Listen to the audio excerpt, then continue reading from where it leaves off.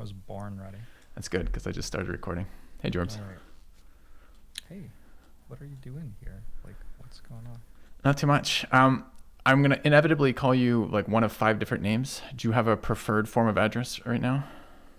Mm, you can call me Steven, but for the viewers, let's do Jorbs. Okay. I don't know. I like separate work and life with my names a little bit. I'm an old school viewer of yours too, so I remember you as Joe and Ribs a long time ago. You can call me John Ribs. I'll probably just call That'll you. confuse a lot of people, including me, Perfect. actually, at this Yeah. point. So, yeah. All right. I guess I'll intro this real quick, just because the point is again to put this up on YouTube eventually. But Jorbs and I are going to be working together in the near future. We, in the process of negotiating those details, thought, hey, let's catch up and let's have a conversation. And I think we want to talk about streaming today, is at least my goal. So I don't think there's much more than that. It's going to be fairly organic topics, and then I don't give a shit about the production quality. So I hope you guys we're audible. If we're not audible, that's a bit of a problem. I can't fix it. I probably maybe could fix it later, but probably can't. So realistically, if you don't like, my volume look good? Yeah, you look good on my OBS. Okay, we're probably good then. Yeah, and the only thing I just want to preempt the comments about green screens and aspect ratios and sizes of shit. I don't care. Like, I just literally want to have a conversation and figure out how to share it with everyone. So, how you doing, man? I'm doing okay. Spring is in the air, which is such a cliche thing to care about for mood, but I actually do very poorly in winter, so actually is a big deal for me. Like, I dropped out of college during winter. Sometimes I just shut down for 2 weeks when it's dark. I don't know. I think I'm pretty similar. COVID plus winter for me has been devastating, like really challenging. Yeah. Fortunately, I didn't do too badly this year, but last year was my worst streaming year. I managed to organize friends coming over for games nights every other week, which has been awesome. Actually seeing people in a way that isn't for content. Saw my family a good amount. I'm trying online dating. How is it? Which is remind me. It's not great. Remind me your age. I think you're just a few years younger than I am. I'm 38. 35. Okay, so we're pretty close. Yeah, my wife and I have had this conversation a number of times about online dating, and that we feel like we were just probably missed the bubble of that. Like a couple now years you're later, stuck with each other. You didn't realize it was out there.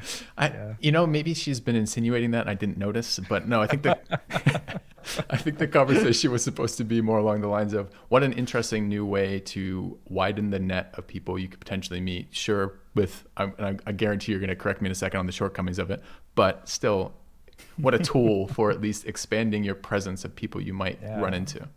So. Definitely, if you took the idea of human affection and tried to brainstorm ways to make money off it, you would end up with something like online dating. So, it has all of that going for it. Yeah.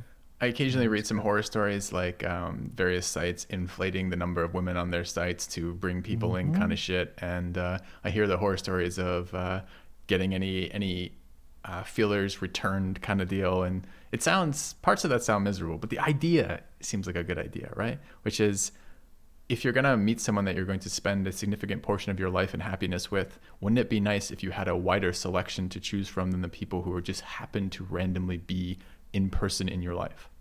Yeah, it depends, because I tend to think that lasting relationships grow out of shared experience more than shared something else, like shared interest or whatever. Like, a lot of the people I've ended up dating, it's because we've been friends for like a couple of years, and then we realize, oh, hey, we're attracted to each other, and we've done all these things together, and we trust each other now, and stuff like that. And when you hit the ground running with someone who you've like read an online dating profile of, and neither of you is really interested in investing like 6 months to get to a point where you really trust each other and know each other, it's like, it's a very different feel.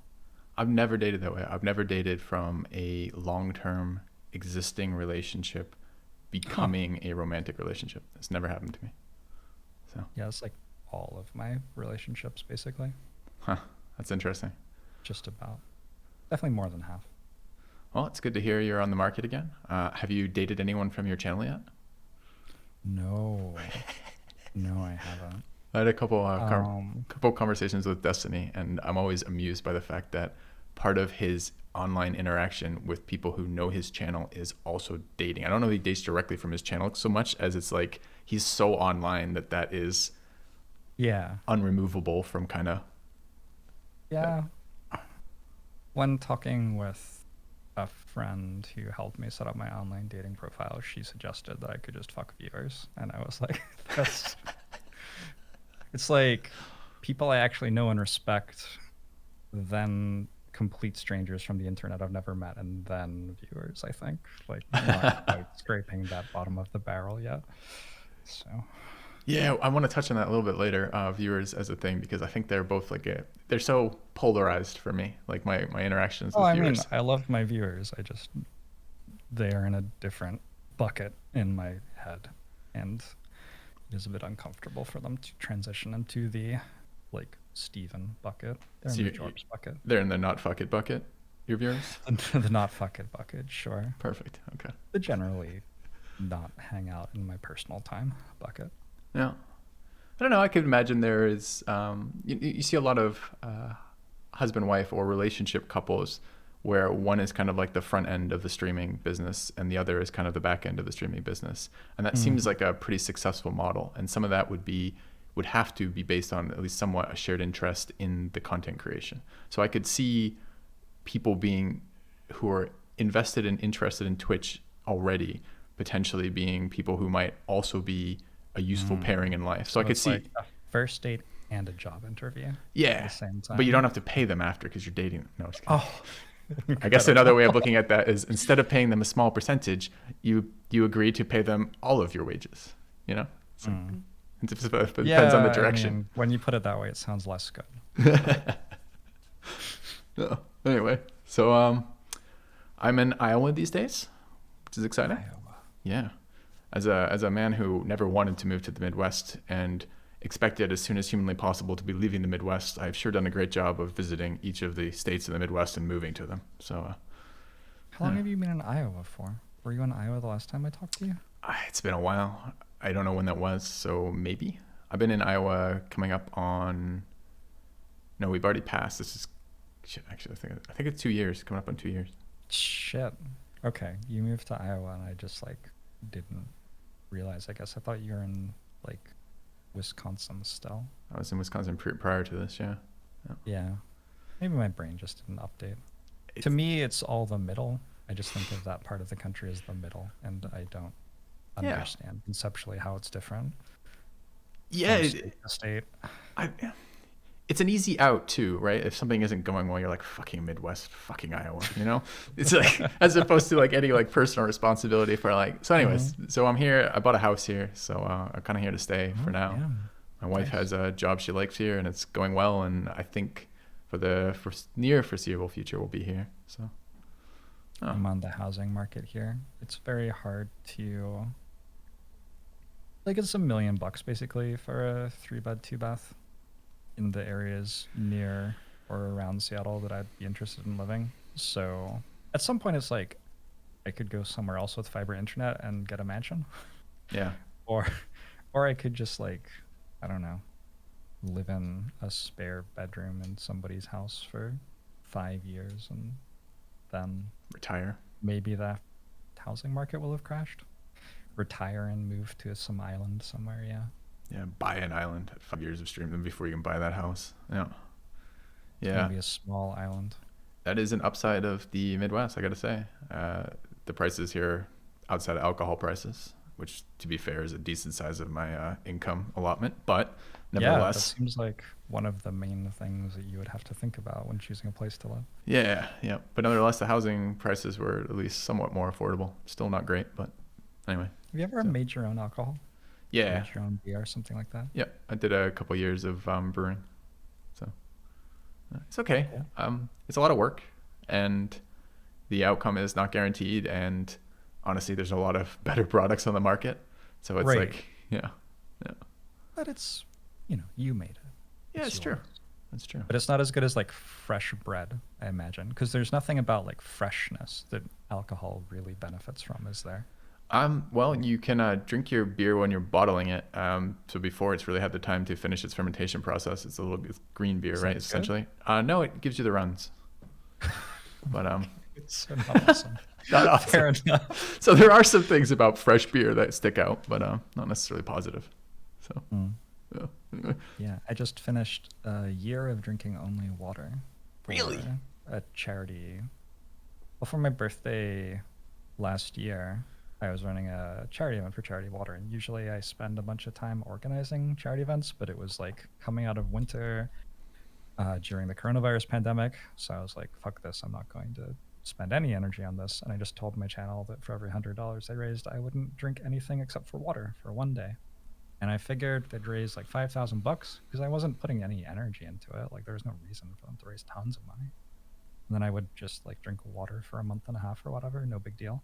And the fuckers raised over $36,000 That is both great in that they like raised 6 that. hours. I think you set a very smart incentive, even if you maybe didn't intend to, which is the stream always loves it when the streamer's in a little bit of pain, especially if it's Yeah. like real socially acceptable pain. Hmm. So like, Some sort of sadism yeah, yeah. going on here. Yeah, definitely. And I mean, no one will see this. So any cheat days? No, No cheat day. Okay, no, that's impressive, man. 0. There is like a gray area for sure. So like, is milk and cereal, drinking something, smoothies, milkshakes, ice cream? How long can you let ice cream melt for? I guess Though, same question or about like a shot yeah. too. Like you're not really drinking. It's not like you're Mm. like Oh, bringing I in had no sustenance. alcohol. Did you try Absolutely no any alcohol. vaporize, like no like aerosolized alcohol or anything? Okay. No, no alcohol, no caffeine for a year. So right now, Straight to I've the hard had drugs like then. one beer, one glass of scotch. Like, they put me on my back. I was very, very happy, very satisfied with a very small drink. Huh. Did you enjoy the absence of it? In other words, having done it for a year, is your thought, I'm probably going to start imbibing again, but at a reduced rate, or I'm going back to my old levels, or this was interesting, Much but reduced rate. yeah. Much reduced rate. I tried drinking soda. I used to drink soda. It feels weird to say recreationally, but I feel like that's how I drank soda. I don't know.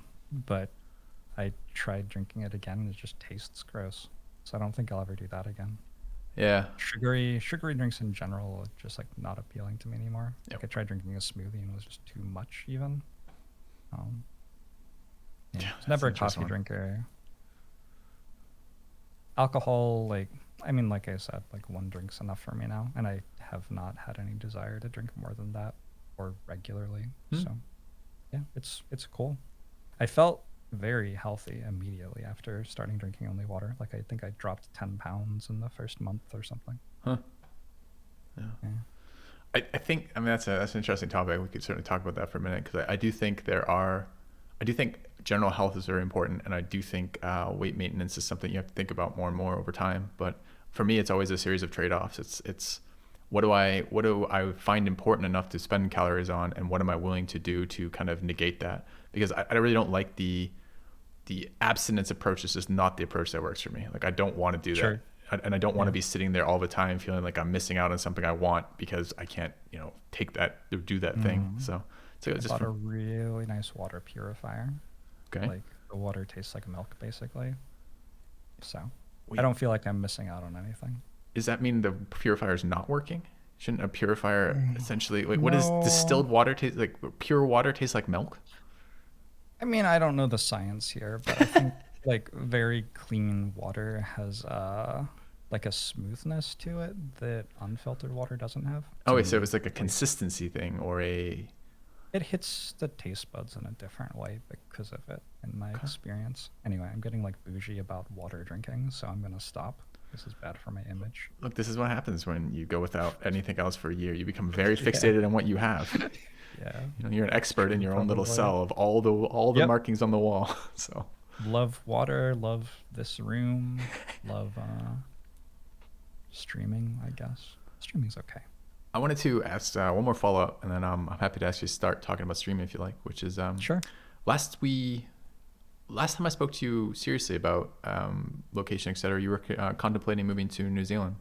Is that Mm-hmm. off the table, or delayed, or because now you're talking house in the Ooh, area? housing prices are even worse in New Zealand than they are here. Oh wow. So I'm a citizen of that country.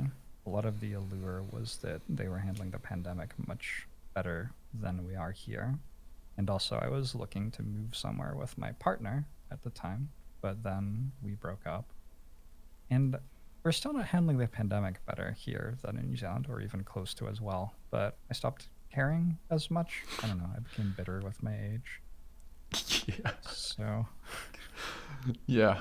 Yeah. I mean, it's it is funny that the contemplation of how that's been handled, because at some sense, poorly handling it does eventually result in a quicker return to a more normal life, although there's a quite a hefty cost along the way of doing that.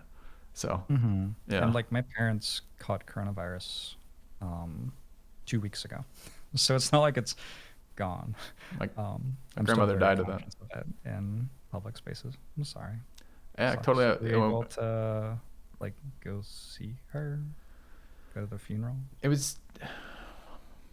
was a complication kind of thing. So she was elderly, conspiracy theory oriented in the end of her life, Mm-hmm.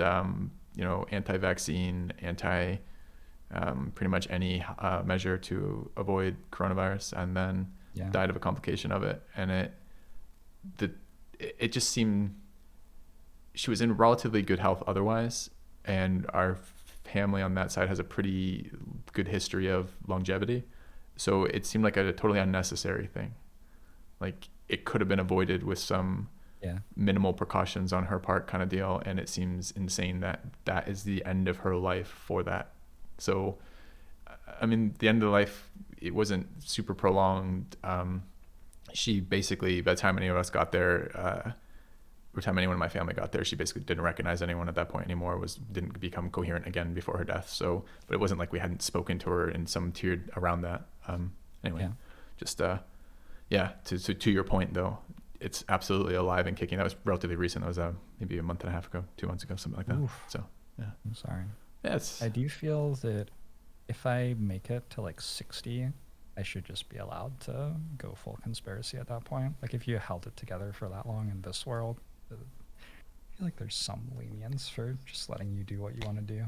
I think there's lenience anyways for that to some degree, right? Which is you live in, to a point, you live in you get to make your own decisions. I mean, I regularly reap the Mm-hmm. consequences of my own decisions. It just, those are pretty permanent consequences. So Yep. yeah. Anyway. So yeah. All right. Anything? I wanted to do a little catch up. It's been a while, and the excuse to chat is always a good excuse. Anything you want to ask about or think about or up front? Oh my God, you're making me do work? Socializing. I guess I'm more thinking of You've this been as giving playing a you lot the of Battle opportunity. Brothers. I already asked about your wife. Okay. Is your wife's name publicly known, by the way? I don't know. Do It's people probably know fine. she's your wife? She goes by Filthy Robot Girl, right? Yeah, in channel she does. Yeah. But no, her name is Ellen. Do you ever get like, oh, is that your sister? Comments I from don't chat? know. I like, I don't, maybe my chat is just less like with it than your chat. I don't know. But like anytime I've ever had a girl who I am dating on my stream with me, people are like, is that your sister? Wow, what a weird thought. What a weird thought. Anyway, no, I already asked about Does your chat think you live at like her. your parents' house? You like still live at home or something? Like why are they? Why would they I, assume your sister's just wandering around I your don't stream want to. regularly? I don't want to get in my chat's head. Okay, I can Who understand knows what that. they think? It's a dark I have place. two. I have two webcams. One of them is here, and one of them is there. Okay. I sit in the same room, in the same chair, at the same computer, with the same microphone. If I use that webcam, everyone asks if I've moved to like a different house. Like, it's just, it's just it's a different camera. That's good. I That's don't great, know. man. You should every once in a while just switch it up on the camera. No reason given. Don't Well, I mention it. do. Yeah. I do. It's just like, I don't know. For me, it's like, do I feel like wearing a sweater or not today? Like, it's just a different, I don't really think about it. But for everyone in chat, it's a big deal. Yeah. Not everyone in chat, the few people in chat who say the thing that you remember. Yes. And Yeah. who perhaps unfortunately for the rest of the members in chat are essentially chat's representatives, right? Because the only Yeah. people, everyone We have interacts with you. elected. We have elected this person. Yeah. They speak for the masses. So. Yeah. Yeah. I want to get there because okay. My basic topic list for this, I wanted to talk about streaming. Was what Mm-hmm. hypothetically this conversation is about. After we catch up a little bit, I want to talk about business of streaming, and then kind of organization and goals, and then mental health, and then maybe future of that. It's kind of the rough outline I'm looking at for that. Cool. And I think a lot of the topics we started to bring up here hit super hard on the mental health side of things because I'm going to start it this way. All right. Would you recommend streaming to someone as a career? Oh no, Yeah, me neither. absolutely not. Yep. There are what, 10,000 people who make a living wage in terms of America who stream in the world. Maybe it's within an order of magnitude of 10,000 at least. I hadn't heard that number, but it could be right. I don't know. It's certainly a very small minority. I was thinking of it. I generally think of that as a percentage of individuals who are attempting to versus realize it. Yeah. Yeah, very, very, very low. Streaming is starting your own business, and all of the risk involved in starting your own business goes with streaming. Like, it's a lot of upfront investment. You shouldn't expect to be profitable for like 2 or 3 years. Um, Tons of risk. Streaming is an emerging market which doesn't have great legislation about it yet, so it's a place where someone like you or me can do well, but there are all these like businesses who may roll in and change that at some point, or there might be legislation passed that changes it. Nobody's ever like actually said like, oh yeah, people can stream video games and make money off it. Like, it's not actually our intellectual property. So Yeah, there's always that axe hanging over there that at any point you could find out that like listening to music on streams was at some point people came after you for doing that and were wanting their royalties for their product. At some point that might just be what happens for example, streaming a video game. So, yep. yeah. So there's a ton of uncertainty. There's low chance of success. And if you actually do succeed, it's very unlikely that you're going to make more money than you could have doing something else. Especially for the time that's required for succeeding, talent and time. And also the job is like soul crushing and difficult. I love it. I want to keep streaming for as long as I can. I put at least 3 years into getting to this place where I can say that, though. And it's still a work in progress somewhat. So, no, if you're listening to the podcast to become a streamer, like, don't. Yeah, it's funny. I give that same answer with some, my own variants of that. But that same thought, every time I've been asked that question in the last, I don't know, 5 years probably, and every time I've presented anywhere about it, I give those exact same answers as well. Because it often comes, the question I'm often asked is not that. The question I'm often asked is, how do I grow? How do I get viewers? How do I become a better streamer? How do I succeed as streaming? And I often attempt to start even further back and say, you probably shouldn't attempt to. It's probably there's probably many better ways to spend your time for almost all the goals that you're trying to realize. So, yeah. But there's the flip side to what I just said, which is that streaming as a hobby, as a recreational activity, is awesome. Like, playing games with friends and talking about them is something that is really fun to do. So if you enjoy doing that, and you have your Twitch channel and you have like 5 friends who tune in and watch you play some game, you don't have to then think, oh, how do I grow this into a career? You can just like enjoy the thing that you have. I think that Twitch, there's a huge like revenue thing going on with Twitch, I think, where they take people who are enjoying just chilling out with friends and playing video games and talking to their friends, and then they put like path to affiliate in front of them. You have to stream this many hours a month. You have to get this many followers or this many viewers or whatever. And all of a sudden, people who were just chilling out and playing games are on the path to making Twitch advertising revenue and, giving them a 50% cut of subscriber revenue. Actually, more than 50% because of Twitch's additional like processing fees. Yeah. Yeah, it's a little like predatory and gross because a lot of the people playing these games are like minors. Um, A lot of your or viewers, a lot of people growing up as this being a cult of personality, of finding interesting yeah. people to watch online and doing the things that you want to do and have fun with. Yeah, for sure. Mm-hmm.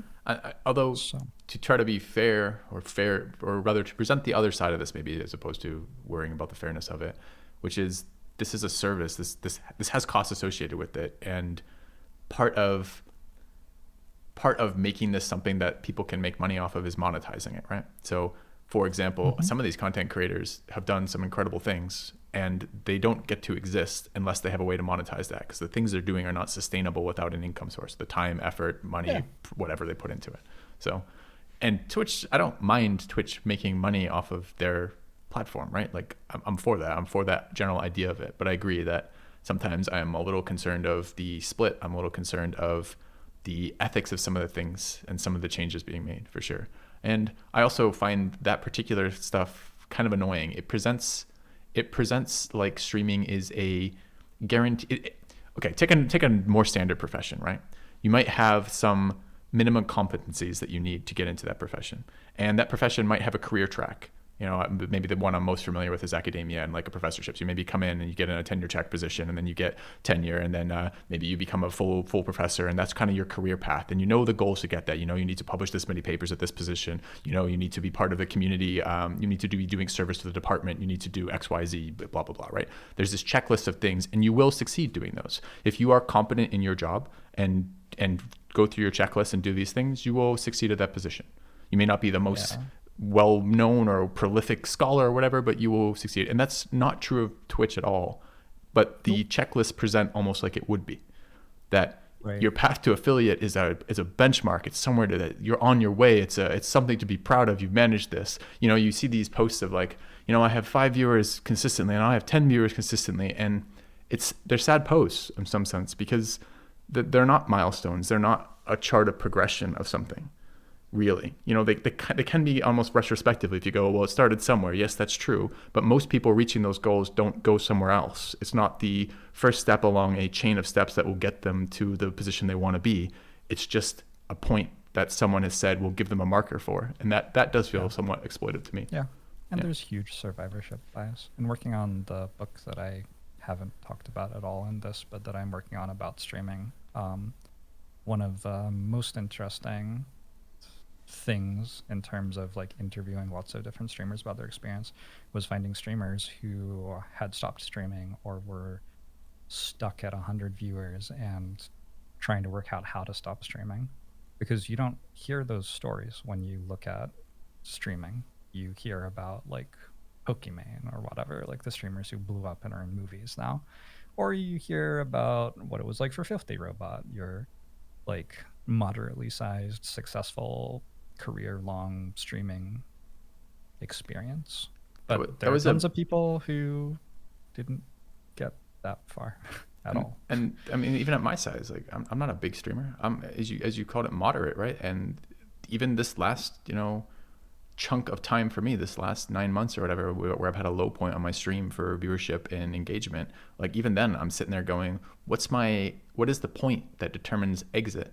Mm-hmm. Like clearly at some level this trend is not sustainable, and hopefully this trend will reverse, but how much time do I spend, how much effort, what type of effort, how to correct that, when do I want to leave this profession if that continues? And that's a hard decision and a hard position to be thinking in. And certainly if you think you're growing and you think the potential is you do this, you grind for a while, you're gonna grow, and even then, like you're probably not thinking then of, well, when should I stop? When should I turn it up? Or turn it off rather? When should I be like, okay, I gave it a shot and it's not working and it's time to go away from this, or at least not to invest in this as a position, as a job. So Yeah. yeah. And for every, like, I would have called you a big streamer, but you wouldn't have let me. Mm-mm. But your YouTube is genuinely large. You have a huge follower count on Twitch, which means that when a game comes out that is the sort of game that you are known for playing and there's a lot of hype around it, you typically do very, very well. Yeah.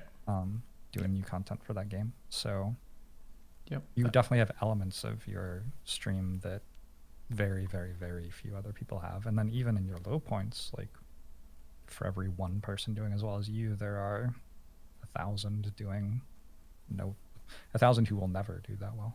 Even. Yeah, and the point of me bringing that up is not to suggest that I'm not lucky for that at all. Mhm. The point is more along the lines of, even at a stream of my size with a history of doing relatively well, there have been points in the last year where I've been, this is unsustainable. I will have to leave this as a profession because I will not Yep. be able to make a life out of this. Yeah. Yeah. Even partner Twitch streamers are not making minimum wage necessarily. Yeah. Oh yeah. That's the check mark. That's like, oh, you did it. You did your career path thing that we told you to do, and that there's no health benefits. There's no minimum wage guarantee. Like, you are. And I mean, and thinking about it, even some of that, I almost brought that up earlier when we were talking about pros and cons of it, right? But like I'm on my wife's insurance through her job because That must be nice. sure is, because Twitch Pay certainly a does not bunch provide of that. money Yep. to the state of Washington for something that's borderline unusable. So Yeah, exactly. And because there are no benefits with this, there's no overtime. There's no minimum payout that's gonna hit you because you put the hours in, right? Like no protections like that at all. There's a lot of overtime. You just don't get paid extra. Yes, exactly. Exactly. So why stream? Why stream? For me, my journey to streaming started when I was like gaming as a kid. I used to like just playing games by myself, and like I was really into cricket actually. A very boring and analytical sport. I didn't know it was dad, analytical. I knew it was boring. Well, my dad did the analytics for the TV broadcast for New Zealand's national cricket team when I was a kid. So he'd like make the graphs that showed how well the different players were doing and stuff like that. And I got really into that. So I'd like just hit a ball around by myself and like do the TV commentary like out loud on my own as like a 4-year-old or something. This was how I used to spend my time.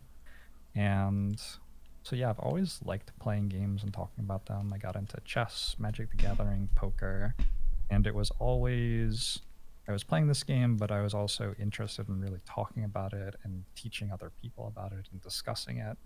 And poker was what made me realize, oh, you can do this professionally. I'm making more money than my university professors are. I should drop out and pursue gaming. But poker also was very competitive, exhausting. If streaming is inconsistent in terms of income, in poker you actually like lose $5,000 some days, and so that's even worse. So Poker I also burned has out on that. Has my probably least favorite form of variance, which is sometimes you make all the right moves and you lose still. Mm-hmm. Yeah. Yeah. Yeah. Yeah. And then you have to convince yourself that it doesn't matter. Yeah. I studied Buddhism when I was playing poker, to the middle road and mindfulness and stuff, mastery of your emotions. It's a lot easier to just not play poker.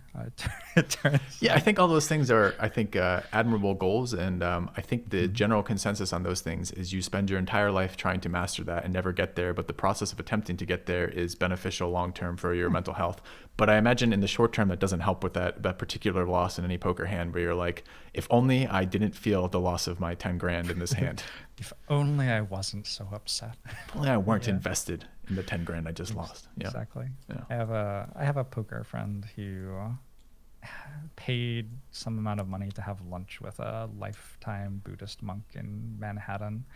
This very like weird liberal upper class thing to do. And he was like, yeah, I'm going to talk to him and I'm just going to like get the shortcuts. Like, how do you actually get to enlightenment from where I am? Because I'm doing all this work and I'm not getting there. So maybe he knows. And so he asked the guy this question, and the guy just says like, oh, I like wake up and spend 2 hours every morning wondering why the fuck I've done this with my life. Like, I'm still not there. Sorry. Yeah. Yeah. Yeah, and that doesn't. The funny part that doesn't actually negate the impetus to do that, right? Like the impetus is still good. It's just It just turns out the process is not it's not one of these easily realized end things, end states. So Exactly. Yeah, for So sure. after poker, I went back to school. I volunteered on a game because I knew I wanted to do something with data or game theory or game design or storytelling or something like that. And so I Volunteered on Long War 2, which was an official mod for XCOM 2. Um, there was a Long War mod for XCOM 1, which got so popular that Firaxis actually contracted the people who made it to make an official one for the second XCOM. And I did QA work on it. And then when it came out, I booted up my stream, which I had sitting around from like doing stuff for fun when I was playing Magic the Gathering, basically. And yeah, just like explained to people how to beat this new XCOM game. And all of a sudden I had 200 viewers. I've been like streaming somewhat consistently XCOM 1 and stuff like that in the past couple of years while I was in school. So it wasn't like I got to 200 from absolutely nowhere, but it was very rapid. Like I was sitting at like 25 viewers for XCOM 1, and then all of a sudden I had 200 for XCOM 2. And that was like the first moment that I clued in to like, oh, the reason people watch Twitch channels that grow is that like there's an audience and they're looking for something in particular, and the Twitch channels which grow are providing it. So, which is cool, but also very upsetting because you'd That's rather like just do whatever you want on your Twitch channel, you know? put a pin in that because I want to come back to that. Yeah. Yeah. But I want to just poke that answer slightly because what you just told me is how you got there, but not why are you doing it? You know, Why am I doing it? because I love it. okay, but why? What part? So I want to hear that kind I of elaborated on. I I get a huge amount of warmth out of taking something that's complicated but beautiful and making it approachable to somebody else. And I see that in the feedback I get from viewers all the time, that like how I talked about making some decision in this video game really like turned them onto the game, and now they're really invested in playing it. And that's like okay, but then also I get emails like, oh, you talked about like min max analysis of going through a certain situation, and you also mentioned how you could like do that for other things. And I took a look at my job and realized I wasn't happy, and so I went back to school, and now I'm in software development making way more money and just feeling really good. And like the start of that 3-year journey for me was watching you play a turn of XCOM or something like that. And that's very cool and powerful. I also very much like connecting with people. One of my favorite things in the world to do is basically this. Just like have a deep conversation with someone one-on-one about stuff. I don't really care what. And streaming has opened up the ability to connect with so many people to me. Like At least one for of my me, perhaps opened up the ability that people want to hear more of what you have to say. Because like nothing prevents you from sitting down with a friend and having a in-depth, deep conversation about something. Although not many people are going to want to tune into that, just inherently, if you're doing that. So gives you a platform. Yeah. Which I am uncomfortable about, if I'm going to be honest, because I don't have qualifications to talk about most of the things I talk about, and certainly don't think I should really be like a role model or someone people look up to, but people keep like doing that. As a kid, I was really into chess, and so I read the Grandmaster Games of Chess book. I had 500 Grandmaster Games of Chess, and I'd play through them on my own. And there were all these like grandmasters of chess, and that was like, oh, those are the like pro gamers of the time before the 90s, basically. And nowadays I'm just like friends with Peter Svidler, and when I tell him that I don't think I should be a role model, he's like, no, they should clone you, and there should just be more of you. And it's fucking weird because what did I do to deserve that? I don't get it. Anyway, maybe it's an ego thing for me too. Maybe streaming just gives me happy ego boosts all the time. There's an ego boost in it for me as well. I don't think it belittles any part of what you've said, or rather detracts from anything what you said, to also acknowledge that.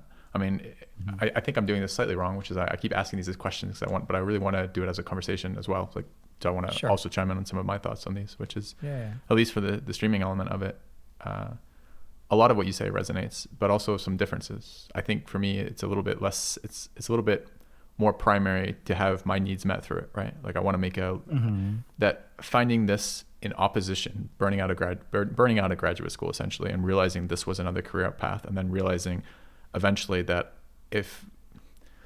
skipping a lot of steps along the way that get to a point where it's sustainable, that I like doing it, that I enjoy the content creation of it. I like the guilt-free, in-depth dive into a thing that may not have a lot of external value, right? Like, could I spend this much time analyzing a game and breaking down a game and playing a game if I were doing other things? Yeah, but it would sacrifice. I would have to give up some other quality of my life. The fact that it is Yeah. simultaneously a job and a hobby combined for me is a nice return for that. It's a return for my time. I feel less guilty about playing these things. I don't need to justify it to my wife because it's my income kind of deal. You know, like this type of thinking Sure. is pretty nice for me for this. And yes, there is a surprising, I would have considered them secondary to me more than, sounds like they're much more primary to you. I do like the secondary things of having influence positively other people's experiences with this. I mean, it is an extremely rewarding comment to get of, hey, this was hard or unpalatable to me, or I didn't get it, or I didn't like this until I saw your stuff on it. And that's changed the way I've thought about it. And I like that quite a lot when it comes to gaming for sure, but that's probably secondary. I didn't start with the idea of an audience in mind. It sounds like you probably came from a better business spot for that, right? Which is understand the need and fill that need, as opposed to me who's like, this shit's working, I should do this for more. You know, I don't like it, I should do it more. Yeah. So I haven't ever had a real job. So like I did like I taught piano and ran summer camps and stuff going through high school and college. But I dropped out of college to play poker, and then I spent like several years in my 20s unemployed, but I had a bunch of poker savings, and I lived in my parents' basement and was depressed and played a lot of League of Legends. So it's not like I was spending a lot of money. So I was just like there. Like I've never had the pressure to get a career. I don't feel like.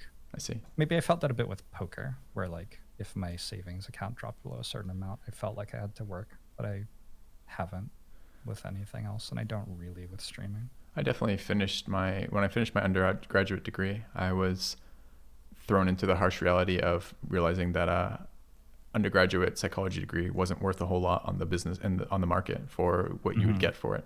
And I spent a couple years after undergrad, before going back to graduate school, realizing that either I was going to live in a state barely above poverty level for an extended period of time, or I was going to have to change something. And that's why I went back to graduate school. Was like, I need a better skill set to be more marketable.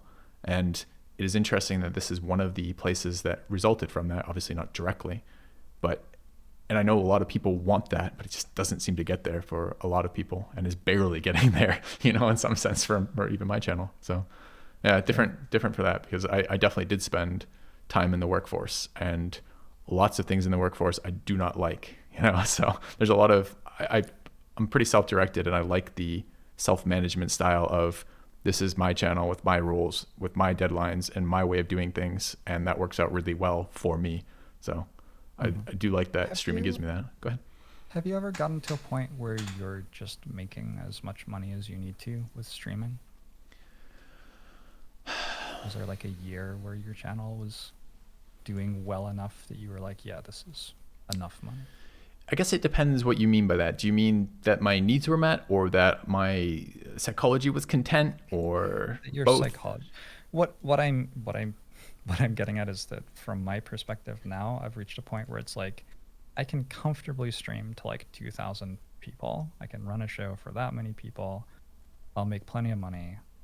The chat won't be overwhelming because I don't have to focus on growth. I won't have new people coming in who don't understand what's going on. It will just be like me and my established audience who I like. And so I've actually gotten to a point in my streaming career which is very different from before, where I look at like 3,000 viewers one day or 4,000 viewers one day, and I think, oh fuck, that's that's so many more fucking people to deal with. Like it's very different psychology, and all of the stuff about like, this is providing a career for me, this is making me enough money and stuff, starts to bite back a little bit, where there is definitely something that I really do enjoy doing. I like playing the games, I like talking about them, and streaming becomes a vehicle to allow you to do that. And then there is a point where you're like, okay, yeah, I'm doing that. And then there's stuff beyond that point where it's like, you know, now you're on the Tonight Show like Ninja's doing, or you're in movies, or you're collaborating with all these celebrities, or you're having 5,000 live viewers and they're spamming shit at you while you stream. And that's actually like past where I want to be, which has been really interesting to explore. The times that I've brushed with it. It's not an ambition for me to be that large. However, I don't think I do not regularly stream to 2,000 viewers, and perhaps there's diminishing returns for the financial gains of being a large enough channel or the costs associated with being a larger channel. I think for me, I also worry about things like the fact that there remains that axe we talked about hanging over the profession as a whole at any point. The fact that there's no guarantee of continued success from current success.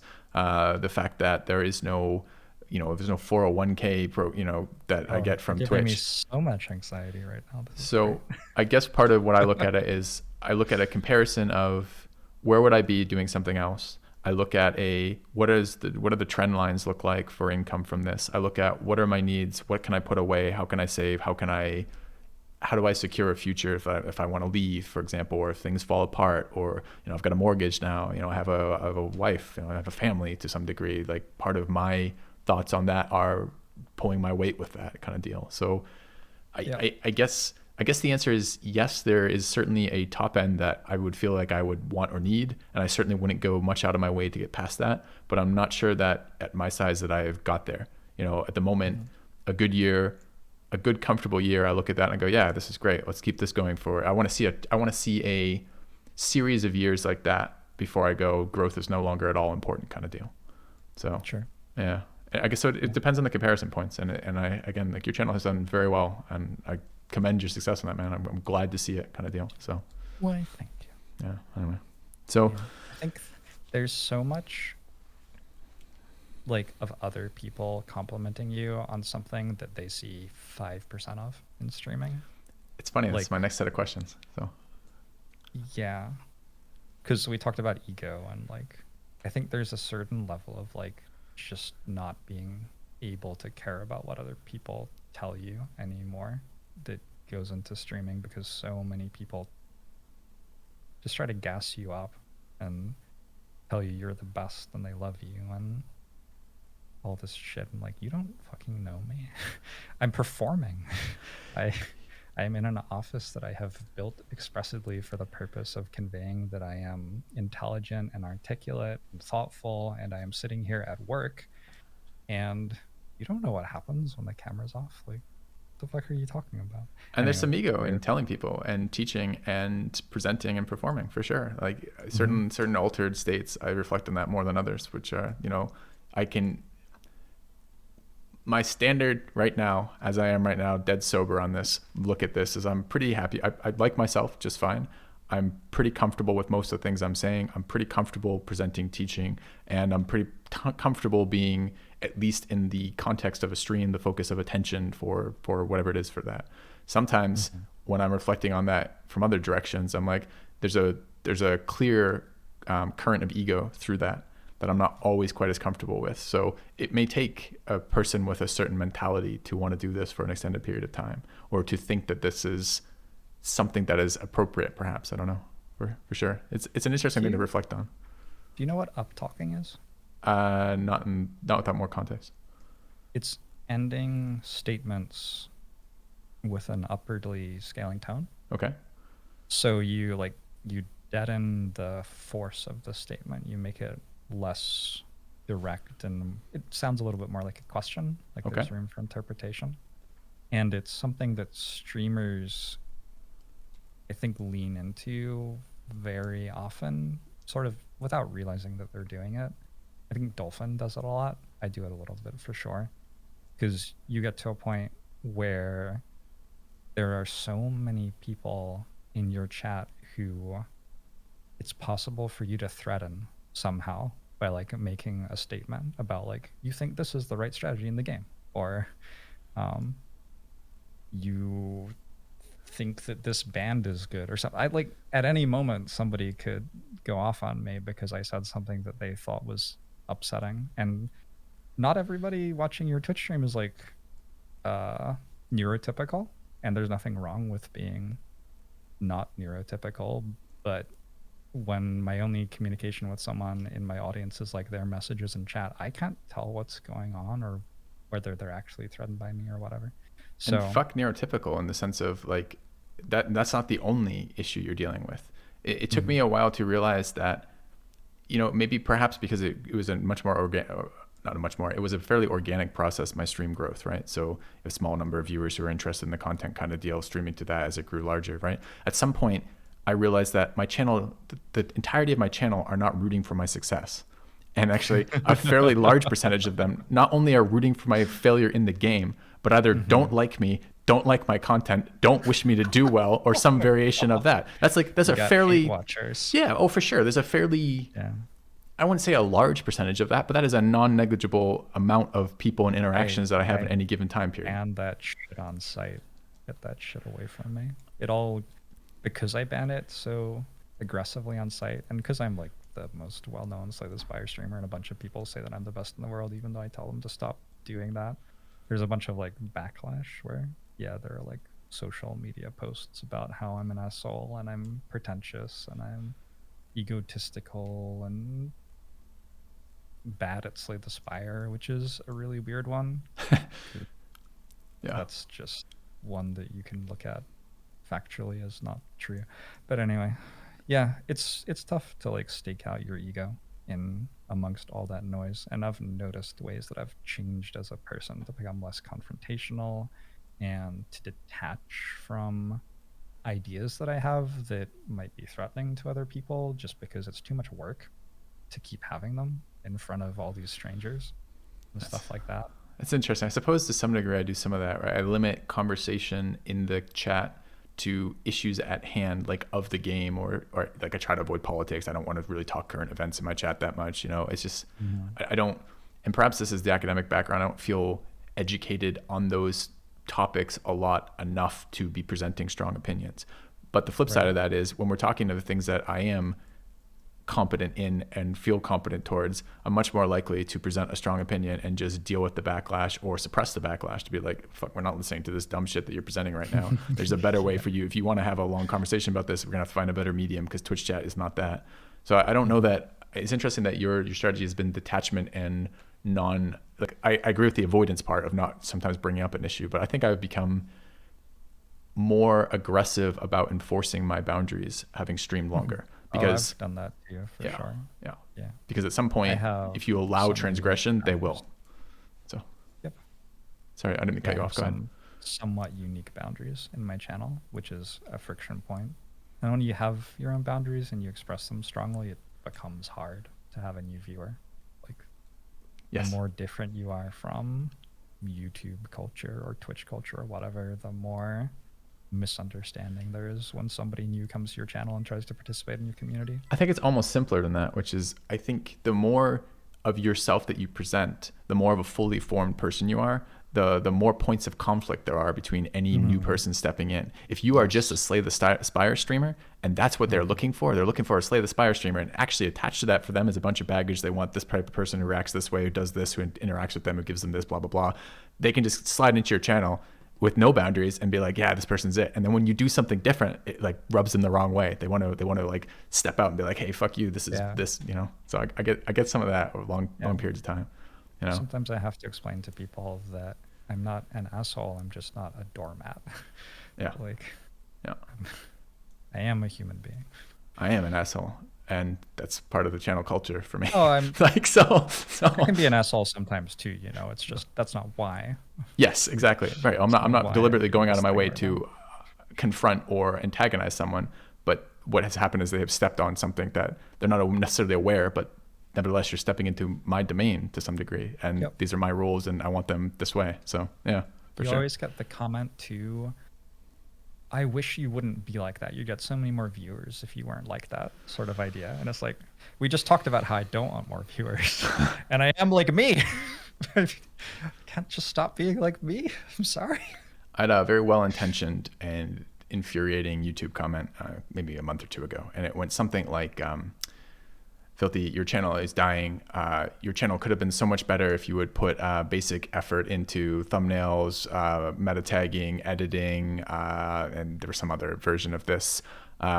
I don't understand why, or not even I don't understand. You should do these things. It's like a waste of potential that you don't do these things. And I don't know where this proverb came from. It's probably some stupid proverb that isn't even there, but it's a story of a grandfather and a grandson traveling with a donkey. And it's like the first town they go to, the kid is riding the donkey, the grandfather's walking, and the villagers come out and they're like, how can you make this old man who's gone through so much in life, make him do the work of this? The kid should be walking, the grandfather should be riding. So they switch it up in the next town. They get to the next town. The villagers run out and they're like, this young man who, why are you making him suffer such hardship? You've had your chance at life. You've already done this. Why with this? And they go to the third town and they're both riding on the donkey. And the villagers come out. How can you make this beast, suffer this indignity of having to carry you both? This is the summary of this. And the basic thought process. And this is how it feels like streaming to me a lot of the times is everyone thinks they fucking know best and are happy to tell you about it. And those are contradictory directions. So that's the first one. That's the everyone in terms of the elected representative of yes. viewers. Yes. Like, Every from all sides you get suggestions, whether or not they represent the majority of your viewers or even the bulk or even. And then the second one, 95% plus people are just completely chill and vibing with you. Yes, I agree with that. And then the second part of that comment that pissed me off. So the first part is, here's another set of people telling me what I'm doing wrong with. The second part was, this person has no knowledge and they've done nothing to establish any bona fide or credentials for me. So this is a stranger on the internet telling me about a career that I've been doing for the last X years, telling me about where I should be spending my time and energy. Do they know how much of a percentage of my income comes from YouTube? Do they know what the return is for investing the extra time on that? Do they know the cost it costs me to add an editor to something versus to release something unedited? Yes. Would it be a better product? Absolutely. What does it cost me to generate the better product versus what does it bring back? And that's in time and in money and in mental effort. It's like, to have someone be, and I responded with something like that. And they were like, why do you get so butthurt over someone giving you constructive criticism? And I'm just like, oh, you prick, So I went into that. I'm like, you did nothing to establish credentials. I have no reason to think that you are anybody, not of note, but anyone who has actual knowledge. You're just, it becomes this really frustrating source. Unsolicited advice is not just bad because it's like not useful. It's bad because it's irritating and jarring. It's bad because of the reasons that somebody's saying what the answer to a math problem might be while you're trying to calculate it in your head is bad because you're trying to calculate it in your head and they're fucking interrupting you. Yeah, and the other part of that is maybe the math problem doesn't work quite as well for the analogy, but the best advice is the people who know you and know your situation, who can give you something that is useful to you, your goals, your spot, and the things that you're struggling with. The person applying the blanket bad advice that doesn't work or isn't realistic, and then taking that with a moral high ground and a dose of fucking hefty dose of ego is toxic as fuck. And comments like that. And like, for me, I deal with those comments. The best way to deal with those comments is to rip into them. I have a channel on my Discord where it's called the Dumb YouTube Comment channel, and I post dumb YouTube comments there. And I often reply to that. And fanfics channel for that sometimes. Yeah, exactly. When I feel the need. Yeah, because you have to cope with it at some point, because part of the job is that being a public persona, much as it is public, right? Like whatever this is, elevated in notoriety one way or the other, it certainly comes with a fair amount of people coming at you for various reasons. So. Yeah, and there's public versus private coping, and viewers and community members will see the public coping that you do, and I do public coping a decent amount, and some of it's very deliberate. Some of it's like a way to communicate, hey, this behavior isn't okay. But there's also private coping, which for me means like messaging my mods and explaining that we're going to do a different thing with moderation now, or it means like breaking down and having anxiety attacks and being up all night and crying, which my viewers don't see. So yeah, it's a lot. I have a complex about receiving compliments now, which has been really interesting, me getting back out into dating, where I'm so used to people who don't have a fucking clue who I am complimenting me in a way that feels just bland and boring and dead. Like there's no meaning behind it. They don't actually care about me. They don't actually know me. That when someone who genuinely is interested in me and genuinely is starting to know things about me compliments me, it's just weird. Like I disassociate from it. I have this huge mental block. So I don't know. It's hard. There's a lot of shit in streaming. Yeah, it's weird. It makes me, if maybe one small positive out of it, it certainly makes me a little bit more sympathetic to like a waiter or a waitress or a hostess who hears the same, you know, Oh yeah. 10 things throughout the course of the day from every customer Hmm. coming in, making the same joke or the same comment about something out of place or some version of that, because inevitably as streaming, you know, that's just the job. Like that's part of the job of that. Hmm. And I found over time that no amount of FAQs, channel commands, bot posts, moderator help, no amount of this or Yeah. titles will get I to think anyone. I think those are good for taking the viewers who are interested in you and willing to put some effort into you and getting them to a point where they actually really care about your channel and want to be part of your community. I don't think FAQs actually do much for the people who don't give a fuck and just want to walk in and Yeah. ask you dumb questions, Yeah. you know? So I think they are good, but for a different reason than what people expect them to be for, which is frustrating for people when they spend a long time making an FAQ and then someone asks a question that's in the FAQ and they're like, I put this in the, like, that's not actually what the FAQ does. The FAQ is for the person who wouldn't have asked because they were trying to be polite and now they have a way to find out. Reflecting on this as we talk about this, I got to say, I guess one of the biggest problems then is the scaling of social interactions, right? Because that's what almost all of this Mm-hmm. is, which Yeah, is yeah, there's no way to scale for the person who comes in at a random moment, not have like, right, like I get this every once in a while. You just have said something, and then the next line in chat is a yeah. question about what you've Mm-hmm. just said, and inevitably that person has just tuned in and asked a Mm-hmm. topic relevant, time sensitive question that makes a lot of sense, but Or was they were just asked. watching, or they were watching your stream, but they had it muted, Yeah. and they ask you why you did something 15 seconds ago, and Yeah. it's like, I just said it out loud. The worst was one of It's those where I answered the question they posted, and then they posted in chat after. Did he answer? I had it muted, oh and I'm my just like, god. are you fucking kidding me? And there So are there are hundreds or thousands of other people watching. Like sometimes I try to watch other channels where they're playing complex strategy games, and streamers who are smaller and still trying to grow are often much more polite than I am. And so someone will do that and they'll actually answer the question again. But the other like 300 viewers there are now sitting there for 45 seconds hearing you say the same thing and it's really boring. yeah, So, yeah. yeah, Yeah. yeah.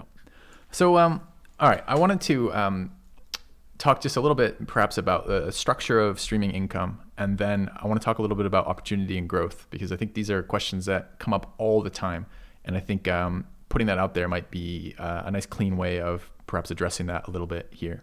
So Hmm.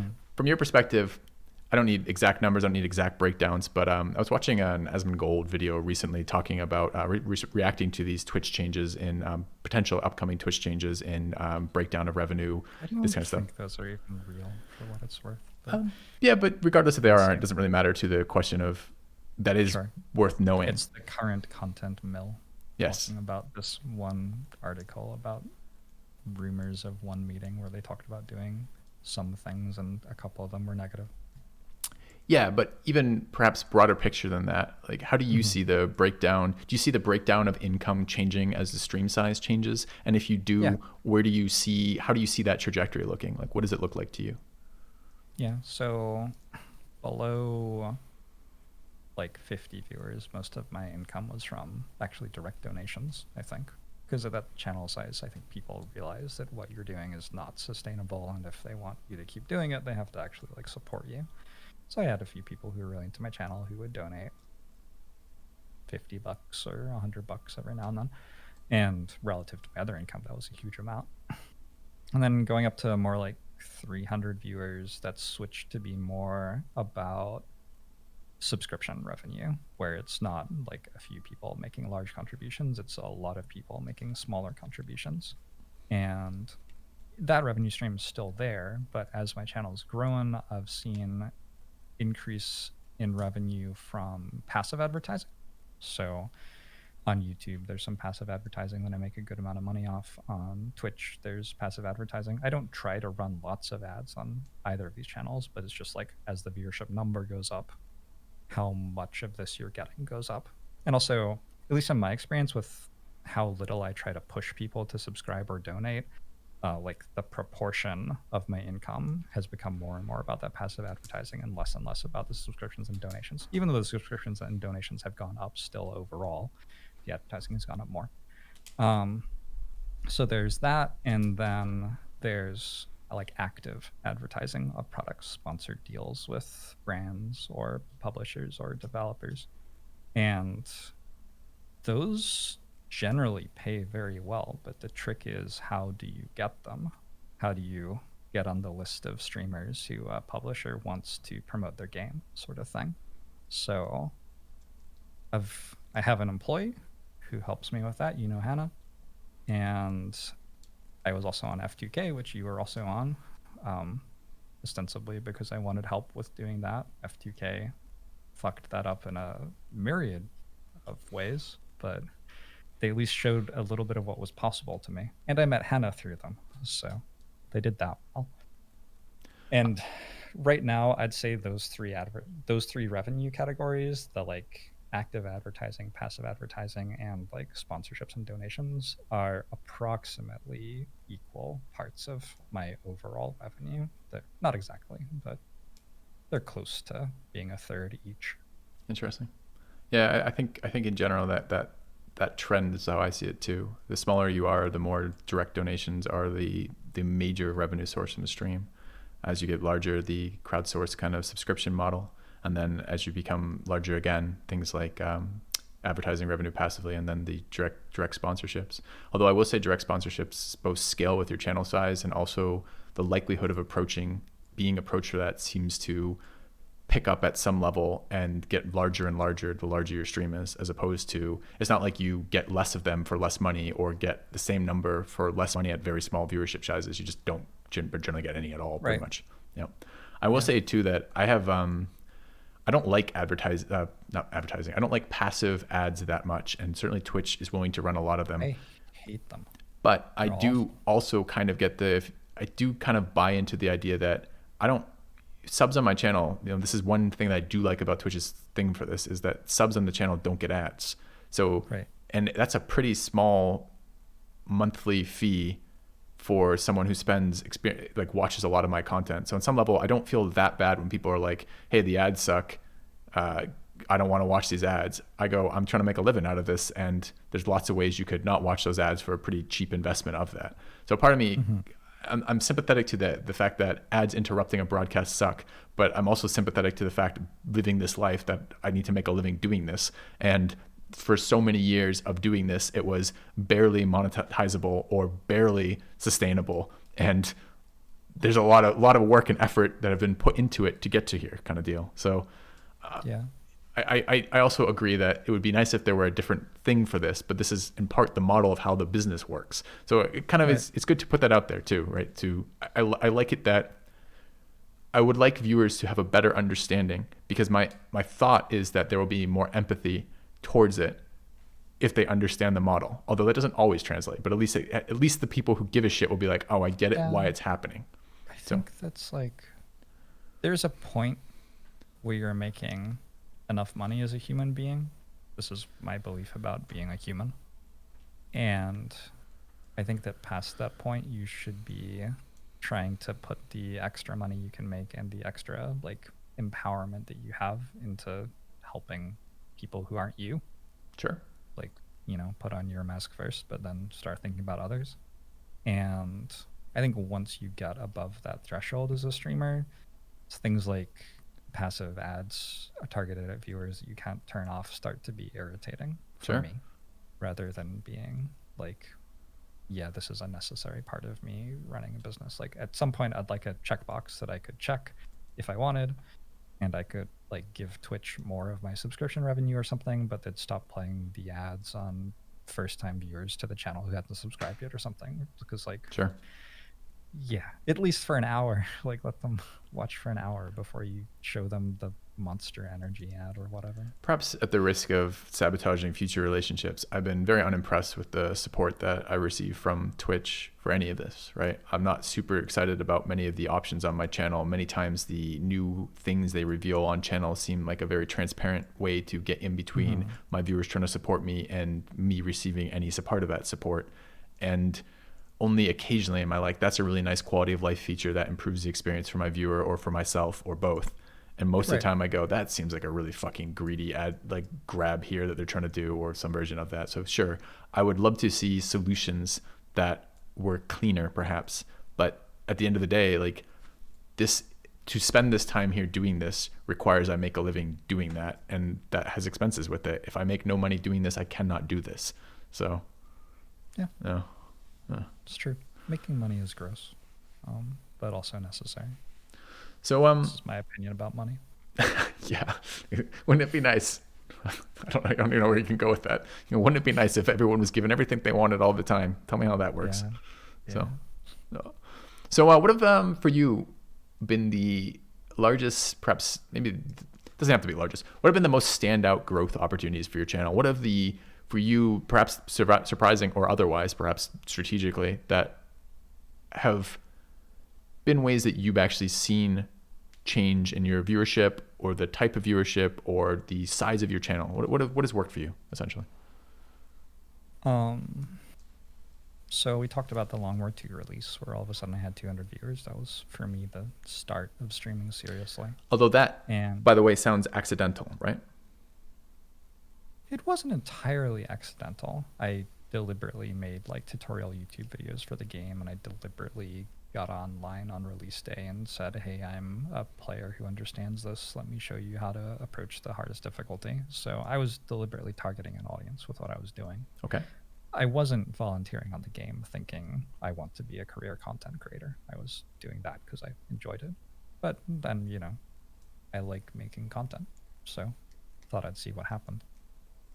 So there was that, and there have been a couple of other games where I think of dedicating myself to a game on stream as like I'm expecting to lose viewership as I get into it, but then if I put extra effort into learning that game, I can get to a point where I become someone known to the games community and get lots of followers from the games community who also like my personality, like people who play the game and so they check out the channel and they like me enough to stay. And so then the next time that a new game comes around and I invest in getting to work on it, I'm sort of starting at a slightly higher point. I have an extra 10,000 followers on the channel or whatever. So there was XCOM, and then there was Faster Than Light for me, FTL. I did some Darkest Dungeon.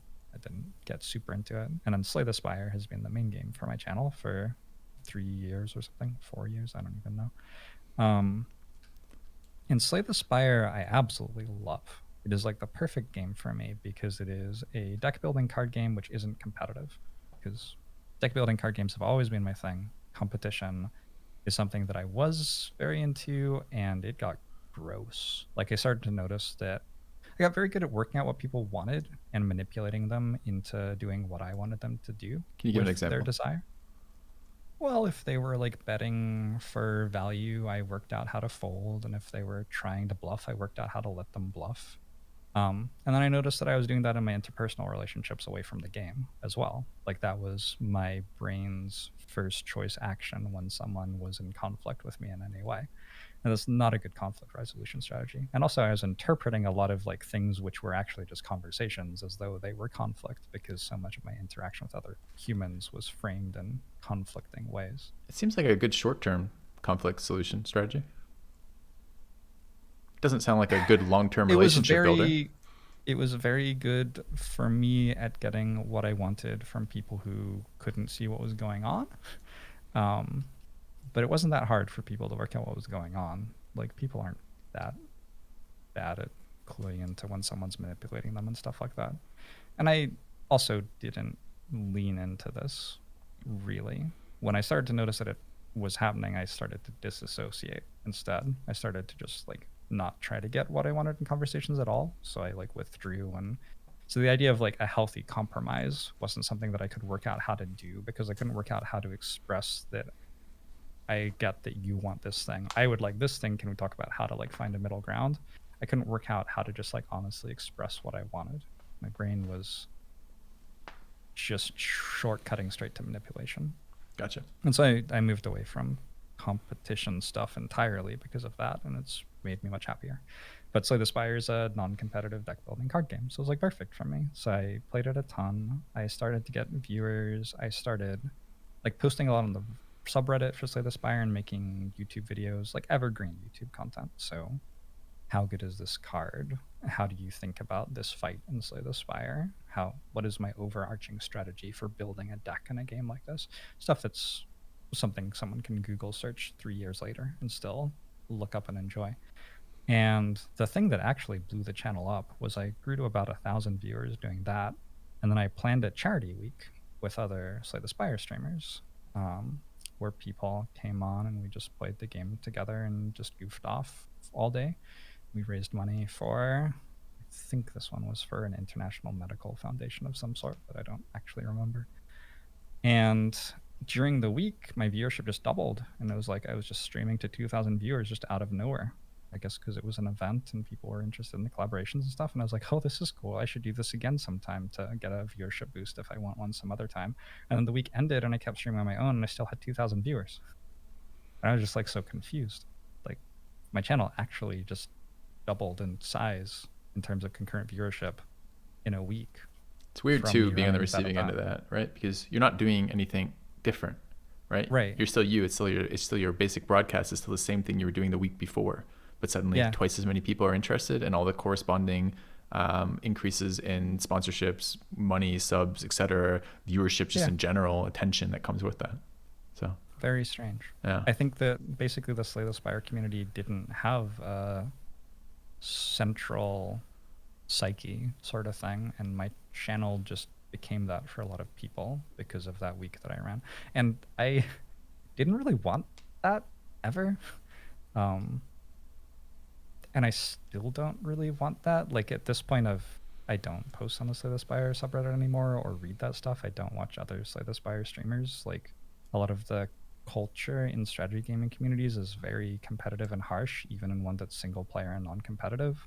And I have tended to avoid that as much as I can.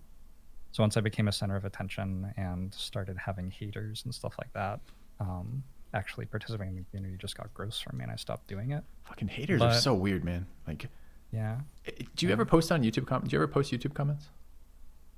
I thumbs up every YouTube comment except the ones I don't like, and I leave those ones without a thumbs up. And nobody knows because it's an anonymous thumbs up, but I know. I see. I didn't necessarily mean your own content. I meant content for... like responding to other people? So if you watch, like, I don't know. Absolutely not. Okay, yeah. I've never thought of doing that for a single second in my life. I think I'm on Twitter all the time, though. Very rarely I might leave a comment on a YouTube channel, and I think the general consensus for me is the only time I'm going to do that is when I'm like so blown away by something. I'm like, that's so cool. You know, like that's the sentiment that I wish to convey if I'm going to leave a comment. Outside of my channel, it's more like the only comments I'm going to leave are either very easy to answer, like information requests I might do, or alternatively, I will perhaps respond to random hate shit because I get some amusement and satisfaction out of punching holes in bad arguments from people attacking me. So, but I do wonder at the fucking mentality of posting hate comments on YouTube. I don't get it. Like I can't remember the last time I finished watching something and I'm like, I hate this guy so much. I think I'm going to change the world or change him or change anything by telling them this. Like, I don't get the motivation behind it. So it's sometimes odd to me to like deal or respond with them because I'm just like, what the fuck motivates this person? I get it live on Twitch. Whenever someone does it live on Twitch, I assume they're looking for like a response. Like they're getting some sort of enjoyment or laugh out of baiting a retaliatory comment from a streamer who they're trolling. But in a YouTube comment? Yeah, do they just like the text? I don't know. Maybe they are interested in other people replying to them and getting in a debate about it. I feel like sometimes those comment threads can go on for a while. Maybe that's their thing. They want like the acclaim of others for the criticism or something. Yeah, I don't know. Could be. I'm not sure. Yeah, okay. All right. I don't know if we want to talk about this or not. So kind of conceptually for the conversation, I was thinking part of the follow-up to that has been the kind of processes in between that. Things like goals and structures of a channel, the types of people you end up affiliating and working with, the kind of many hidden middlemen of a channel's success. Sure. These types of things. We could talk about that, or Stuff is complicated. yeah, and I think a lot of it is unknown. Like I think Sure. some subset of my viewers assume that donations are the way I make all of my income, or that I think sometimes the forces acting, the financial forces acting on a channel are not very well known to a lot of the viewers, and that they see the ones that are most obvious are the ones that they fixate on as kind of the things that are driving a channel. And not to say that subscriptions and donations are not a significant portion of income for me. They have been up and down across the course of my streaming career, but the larger your channel, the less of a percentage I think they make up. There's other sources that are added to it. And I think just mentioning a couple of the things that go into it are interesting. So I also have this other kind of thought that I had. This was actually a shower thought. I was showering before this, since we talked this morning. I heard a shower shot the first time, and I was like, that seems like something Filthy would do. I have done shower shots in the past. No shower shots prior to this. I have physical activity after this that planned, and I don't enjoy physical activity particularly much. Drinking. I joined one time. It's worse. I joined a club in right after college. I only went once, which was a running club that drank first. And it was awful. That's fucking awful. Did not do that again. It was so bad. Like, I like running. Not that I ever like running, but like, I like physical activity and I like drinking. We'll see how they combine. It was not good. But anyway. It's the wrong order. Yeah. Definitely the wrong order. Yeah. But I was gonna say this. I feel like especially early, like this perhaps is related also to that comment of the person asking for this this quality of YouTube that I just can't afford to produce, right? Like either in time, money, or mental effort. Yeah. Which is, I feel like a lot of the not tangential, something wrong word, running the right word. A lot of the infrastructure that the channel is built on, some of the YouTube stuff to begin with, a lot of the moderation, a lot of the like VOD mining or things like this has been volunteer stuff as you start a channel that you're almost borrowing against, right? Yeah. Because you have the goodwill of your viewers who wish to support you and help you. And often this is financial, but sometimes this is through time, and you have volunteers. And the problem is, at least I have found that anytime I have a volunteer, the relationship eventually changes with how that started. So that changes over time as they volunteer more of their time. And also B, often comes with a bunch of strings that I don't necessarily want from volunteers. Like they have a set of expectations that are not limited to the tasks that they volunteered for a lot of the times. Sometimes there's a control expectation attached to it. I want to help you make your YouTube. Okay, that sounds great. This is how I'm going to make your YouTube. Please do more of this game. I really enjoyed seeing it, and it does well in your YouTube content. I'm going to start answering comments on your YouTube as though I'm an authority and represent you. Things like this, which, you didn't sign up for that.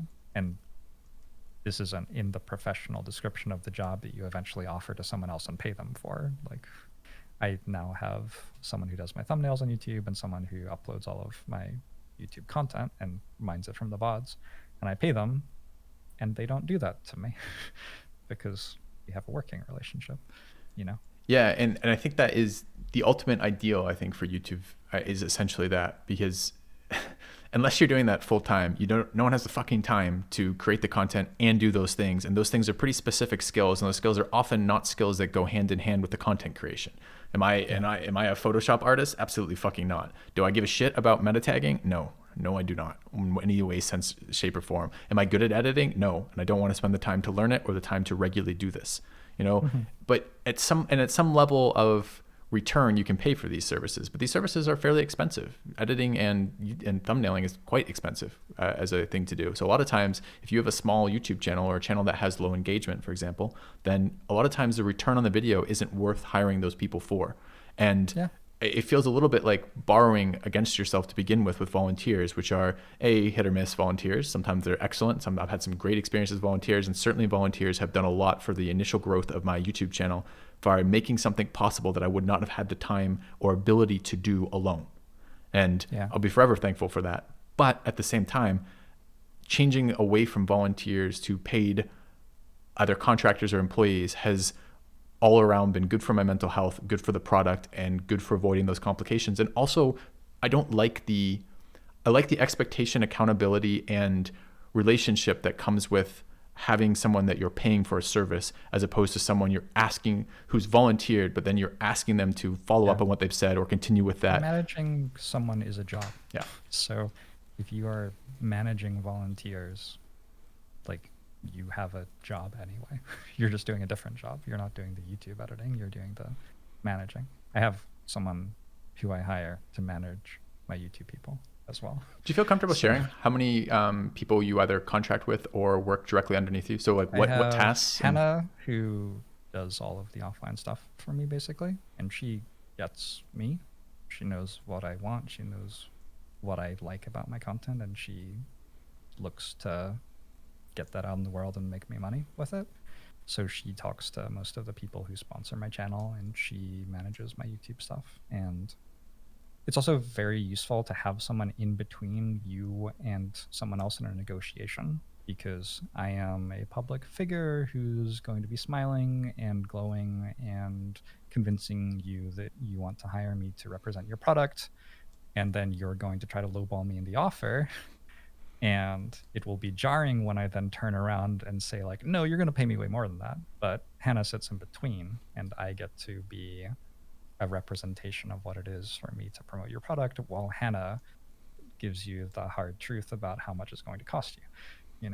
So this is a better arrangement, healthier.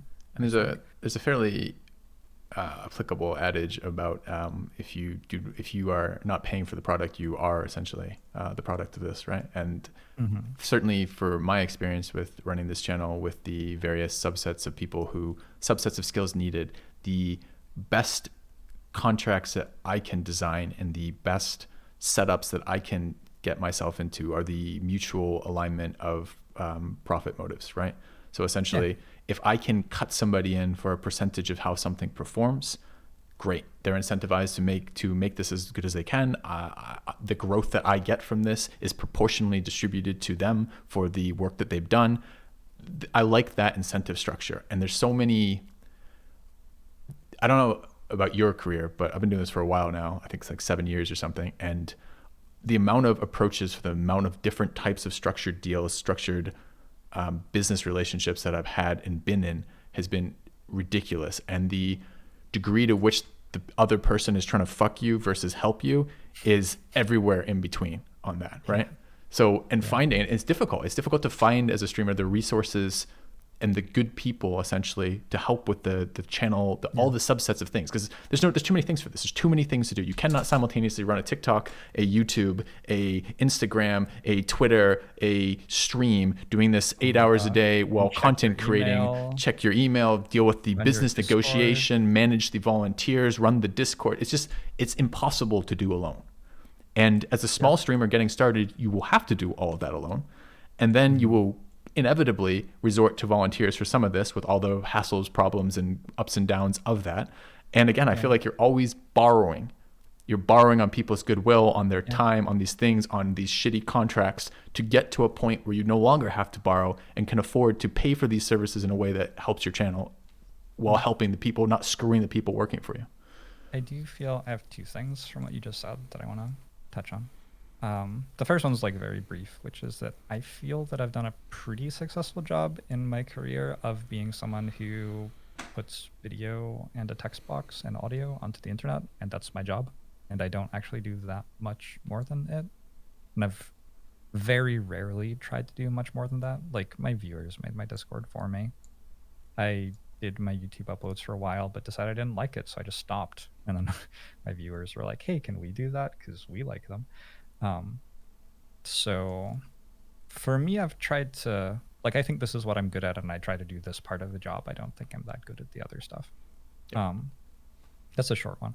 The other thing I wanted to respond to, which I think is a little bit longer, is the idea of aligning profit incentive is, like, it seems like, maybe it seems, I don't know, to different people it seemed different ways, but to me it always seemed like that was the right thing to do, was to join a team like F2K and they get commission whenever they sell a sponsorship for me.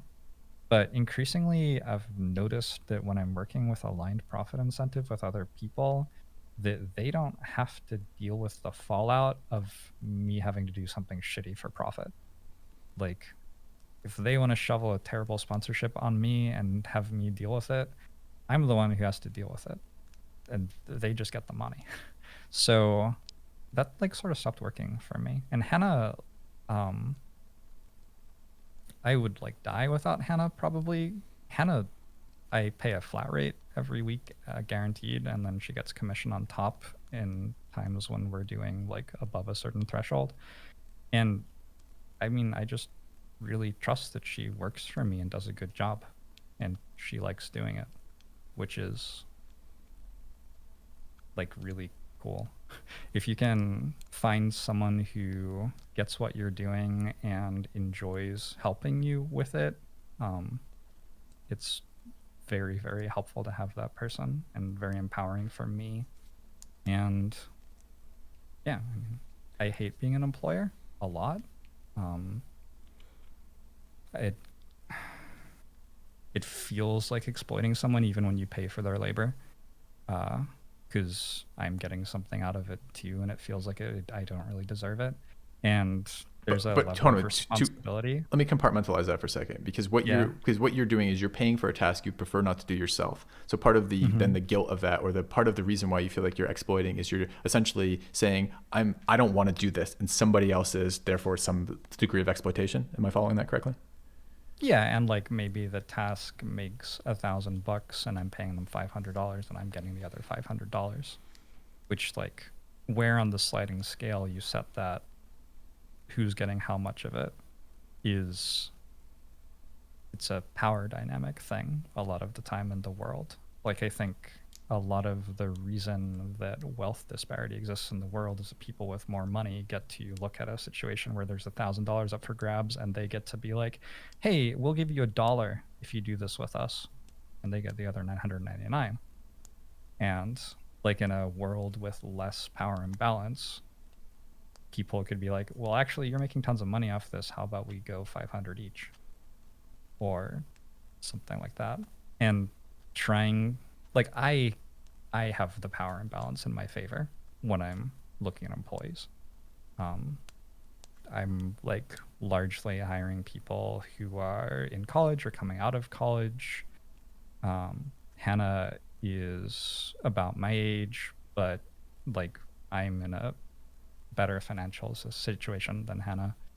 And the job would continue to exist without Hannah, whereas without me, like it is my channel, right? So there's also a power imbalance because it's my channel and I'm the one creating this job stuff.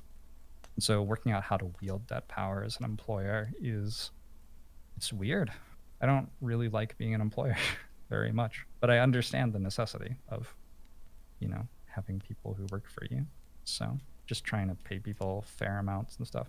To like to your point about it's expensive to thumbnail YouTube videos and stuff, I think for like thumbnails and very limited editing, like just cutting a VOD basically, you need to be getting like 10,000 views on the video before it's financially profitable. I think Even. that's really worth emphasizing again, because I don't think Yeah. people realize this. Like when I get like when I upload a VOD upload, like a VOD run of a Twitch game. First of all, Yeah. YouTube is not good about series. Like it's just not a good Hmm. platform for it. If you play a game like a multi-session game that you play for many hours at a time kind of deal, it's almost Yeah. no there's almost no good way to export that to YouTube. You either flood a stream, or the content's way too slow, or all the pieces are missing in between, or whatever it happens to be, right? The unique thumbnails for every part is ridiculous, blah, blah, blah, right? So it gets insane for that. And I don't think people realize, if I have a fairly large YouTube, but my YouTube content is particularly not profitable in by and large, and the stuff that is profitable tends to be profitable years later, and it's, as you described earlier, evergreen guide content that takes a lot of effort to work, is only sometimes relevant, has to be predicted ahead of time which games will take off, which games have longevity, inconsistent which ones those are, et cetera, et cetera, et cetera, right? So the idea of like when I upload chunks of a VOD to the YouTube channel, half my audience goes, filthy, stop fucking spamming my goddamn feed with these things that we don't care about. The other half goes, why aren't these absolutely perfect productions of quality Right. with no Why cuts? don't you just get a different channel for VODs? I tried that for a while, actually. Did it just not?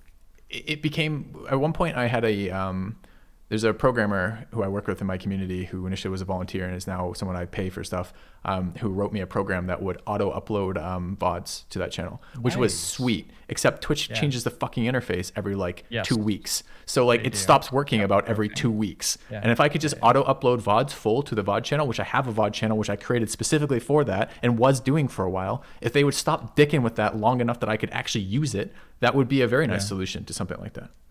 Although, of course, Rough one, because that's a task that takes, well, okay. So you probably have to integrate a different YouTube channel with your Twitch channel from the one that you already have. So just like talking mechanically about what this takes. I have a second Like- VOD channel exactly for that as a YouTube channel. Yep. Yeah. So you have to integrate a different YouTube channel with your Twitch. So if you want to export directly from Twitch to your main YouTube channel, it's going to be a pain in the ass to switch between the two. Yep. And then you just have to like click a button and wait for a bit. So it's probably like 30 minutes every 3 weeks to do this, with some idle time as you're like waiting for Twitch to like lag through the fact that you've hit export. And you probably need to title the VODs a little bit, maybe, depending on if you care. So it's like 30 minutes every 3 weeks, which is not a large job, but there's zero chance that I would do that. Yeah. That is not a way I'm interested in spending 30 minutes of my life every 3 weeks. I think and I'm you not going to slightly- hire someone to do it either. I think you slightly underestimate the time commitment to that, but probably not by a whole lot, but Yeah. but I agree. And it's also, this is, although it doesn't necessarily seem that way when I'm just playing a game perhaps, but this is a highly creative job in the sense of a lot of the things you do that stand out, the things that actually grow your channel, that people come to see you for, that are interested in you for, the things that set you apart are often highly creative tasks that are, for me anyways, almost always labors of love. In other words, like I get invested in something, dive deeply into it, start thinking about it a lot, then conceptualize it and break it down and represent it to other people in a different way. And the only things I can do that for consistently are the things I'm interested in. And if I'm stuck doing endless amounts of admin, like that task that you just described, I don't have the remaining energy to do those things anymore. So it comes at a direct cost for me to do things like that. So Yeah. and it's a weird balance. I mean, it almost sounds like a bit of a straw man. Oh, I can't do this because X, Y, and Z. But having done this now for these years, I can tell you the times where I spend all of my time managing business emails, uploading VODs, scheduling YouTube stuff, like trying to deal with the thumbs on my own and getting told, why can't you do a better thumbnail kind of shit, drains you. And you're tired of it. I don't want to answer every individual comment. I don't want to deal with every Discord message, et cetera, et cetera, et cetera. So Yeah. And it has to be fun. Streaming has to be fun for you because you are performing as an entertainer.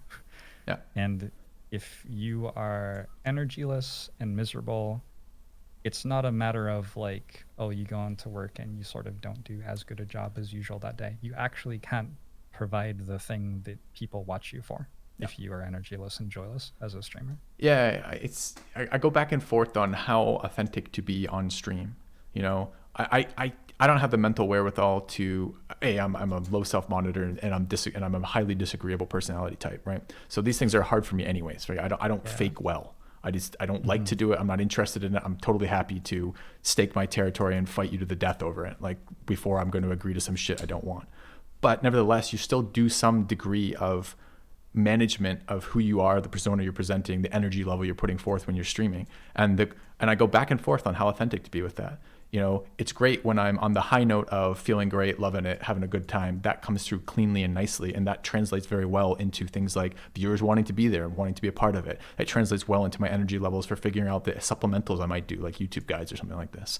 But it's harder the middle point of that. What's a middling day look like? What does a meh day look like? What does it look like when you're having a fucking rough time in life, but you still need to turn the stream on and still put these hours in, kind of deal. I have a harder time with how much to share with that, how much to lean on the chat for, not lean on the chat for, how authentic to be with that. I tend to prefer authenticity as a mode if I can. Right. Yeah. I definitely have boundaries past which I'm not going to be authentic. Yeah. And I set them ahead of time.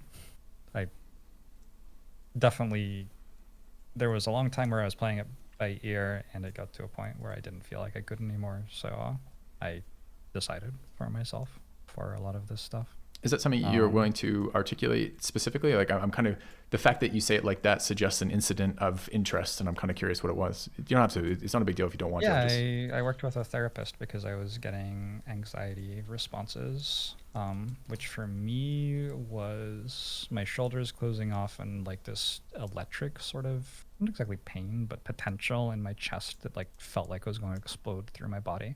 And I was getting them, sorry, describing one. Sorry. You know how when you move your body in a certain way, it like does the thing that it expects to do when you, yeah, I just had like a thing. Is there like an embodied reaction to that? Yeah, exactly. Yeah. I'm okay though. So when I got to a point where people backseating, so telling me what they thought I should do in the game, for people who are watching and don't know what that means.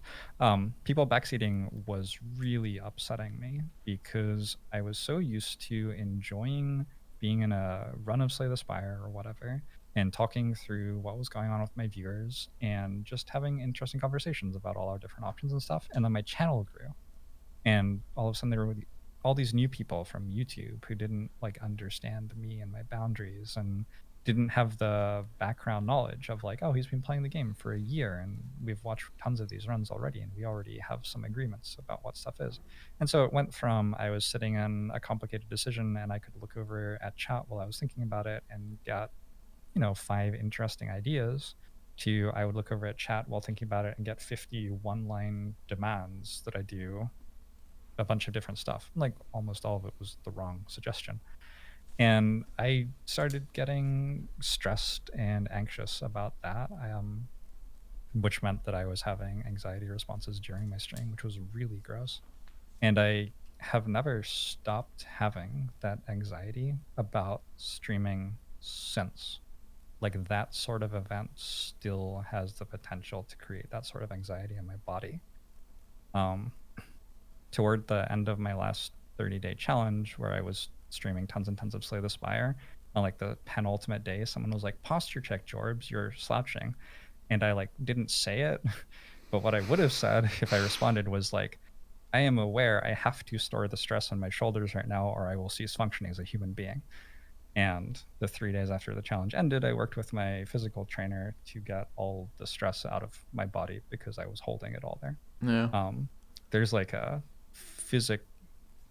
the stress of streaming has gotten to a point where there are physical implications that I can track and understand on my body from what I'm doing. But yeah, I don't generally talk about my anxiety on stream. If I do, I think about how I'm going to do it ahead of time. I don't generally talk about what's going on the back end of streaming. If I do, I think very carefully about what I want to say ahead of time. I don't talk at all about my friendships with other streamers, ever. Those aren't content. They are something that I enjoy offline or something that viewers get to enjoy when we collaborate in person. But like, other than like, this is sort of the most I would ever talk publicly about my friendship with you, for example. That's wise. Yeah. Well, It's a couple you're a bodies very buried. disreputable character, filthy robot. So Yeah. What can I say? Trying to think if there are any other clear boundaries. Well, I think that, I mean, please don't stop thinking just because I'm talking, but that does immediately bring to mind a couple of thoughts for me. One of which is, I think over time I've become annoyed with not being treated as another human being on the other end of the chat interaction. And I think the demands in chat, the medium doesn't do any favors to anybody for this. So it strips all intonation out of everything because it's text. Yeah. It is a kind of slow with the inherent Twitch delay and the typing speed as opposed to talking speed. There is some inherent disconnect between just delay related things. But despite that medium sucking, I think a lot of times comments, commands, directions, interactions directed towards me are not directed towards me as James, the human being on the other end of the camera doing this stuff. They're instead directed at the man, the little man on the screen and moves the mouse around kind of deal. Right. And over time that grates on me and has grated on me to a point where that's one of the things that triggers me a little bit for that. It's like, For sure. that comment is a fucking stupid comment, and there's no goddamn way in the world you're going to tell me that was meant in any other way. If you had spent the bare minimum of effort presenting this as you might present to somebody who you're in a room with or a relationship with, like, you know them, they're a friend or something, or even an acquaintance, then you would have got a different reaction from me than the way you presented to me. Like if I, go ahead. Do you as a human experience the thing where you're watching someone else do something and you get really excited and invested in whether they succeed or fail, and you just want to like say something like, oh my god, look behind you, or like, do you know people who get really invested in that feeling? I'm trying to, I guess you yourself get it. You gave an example. Can you give it a more contextual example somewhere else? Like, is it like a sport thing, or like I know a woman who at house concerts, while performers are playing their instruments, she'll say, oh yeah, I love those drums, like out loud in a room with people who are otherwise silent, listening to the performers perform. But she just connects to it in that way, and she can't like stop herself. I don't think that's exactly how I engage with stuff. I might stop sometimes, like a scene in a movie perhaps, and like maybe pause and talk to my wife and be like, that was so fucking awesome, or or talk about something like that. But it's not to the performer. That's more of a like me experiencing this, wanting to share with the people around me kind of deal. Maybe that is a similar thing, but I went on a am I okay with talking about dates? Maybe not. Well, I knew someone at some point in my life who I'm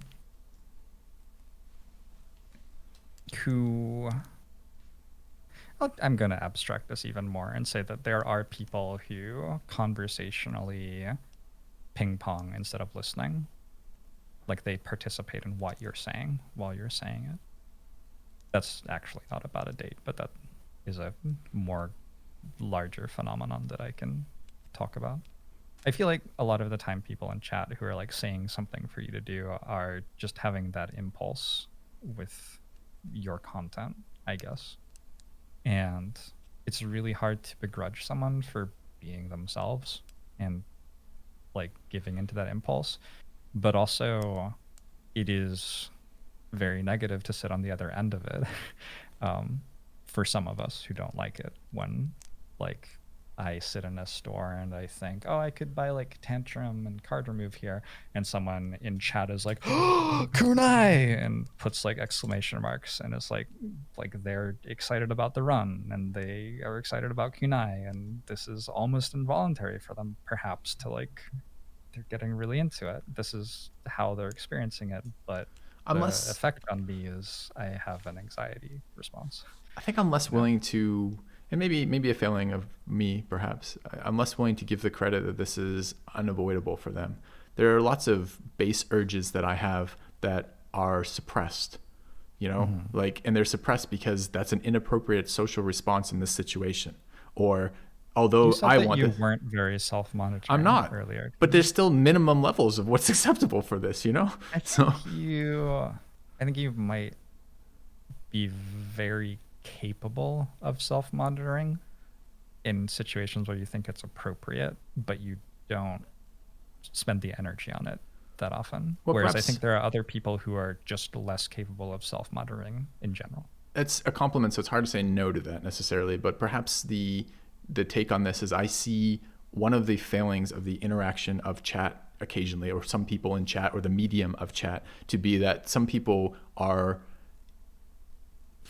not doing the basic social minimums of interaction that are necessary for an interaction on both sides to be pleasant. So you do get that kind of, you seem particularly bothered by the backseating, and I am to some degree. I don't like being told what to do in any sense ever. And I certainly don't like being told what to do by someone who knows less about a thing, has done nothing to establish why their opinion might be more valid than mine, or why it should, and has done nothing to engage with the points of why I've just justified the action I've taken.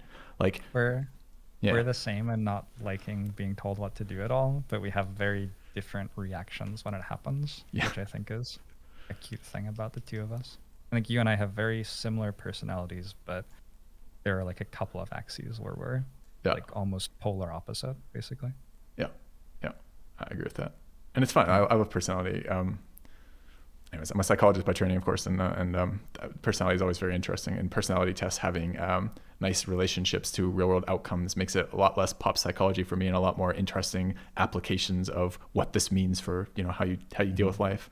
And it's nice. In my life, I get to outsource a lot of the agreeableness requirements to my wife. That's a nice complementary thing of our relationship. Yeah. So Perfect. do we need a good interaction with this customer representative who's being a pain? I might put my wife on the phone, kind of deal. Do we need someone to be like, Does look, this is what the she fucking need contract said? someone? Yes, yes, Exactly. yeah, Yeah. No, that's a really nice tool to have in your toolbox as a couple. yes, yeah. Do you ever, as someone who studied psychology, notice that you're sitting in a room by yourself in a chair for 8 hours and your body is undergoing all sorts of weird things and start thinking about like, what is this doing to me? And should I be maybe rethinking how I'm doing this and stuff like that? Yes, and it makes a really, really nice transition into the kind of last topic I wanted to cover, which was not that we have to stop there or that it has to be limited to this, but I did want to talk to you about some of the mental health implications of Mhm. streaming, some of the self-care things that you've incorporated in, some of the having done this now for a number of years and having in both our cases, but specifically in your case, become very successful at this. What are some of the things that you've done to cope? And you talked about some of them along the way, but what are the things that have hit you surprisingly hard that you kind of, for me, systematically come back at and been like, this isn't working, this is working. I wish to double down on this, cut these out, change the way I interact with this. There's a number in my life, but I'm happy to talk about some of them, but I'd like to hear Sure. some of your thoughts. I mentioned already the like competitive elements of strategy gaming communities that I've been in, where most of the games that I've played a lot and then stopped playing, I've stopped playing because it became stressful for me to just like interact with the community of the game. And I think the fact that I've stuck with Slay the Spire this long is a testament to like me working really hard on my self-confidence. I used to have a lot of imposter syndrome as a streamer. So working on my self-confidence and like my ego, honestly, like people throw around egotistical like it's a bad thing, but it is important in a sea of voices telling you who you are and judging you for you to be able to say like, no, this is who I am. And sometimes it's important to I write about who I am in ways that I like don't publish. Um, Maybe once every 3 months or something. Are I you like like sit down referencing like and journaling?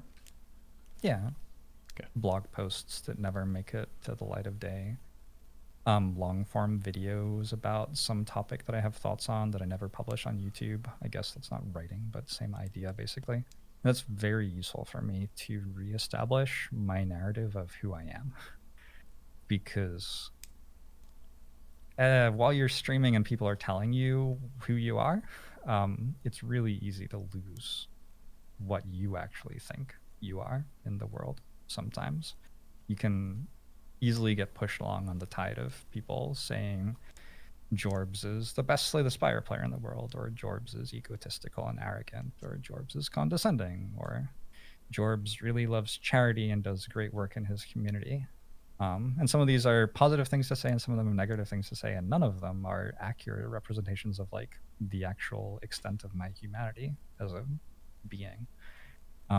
But if you're exposed to other people telling you who you are all the time and they don't know you very well, um, you can get lost in there. So, reestablishing who I am has been very important for me, and thinking deliberately about who I want to be as well. Because on top of the viewers making all this noise, there's the platform that you're streaming on and the structure that exists there, and there are the other streamers and how they do things, and there are the games that are coming out.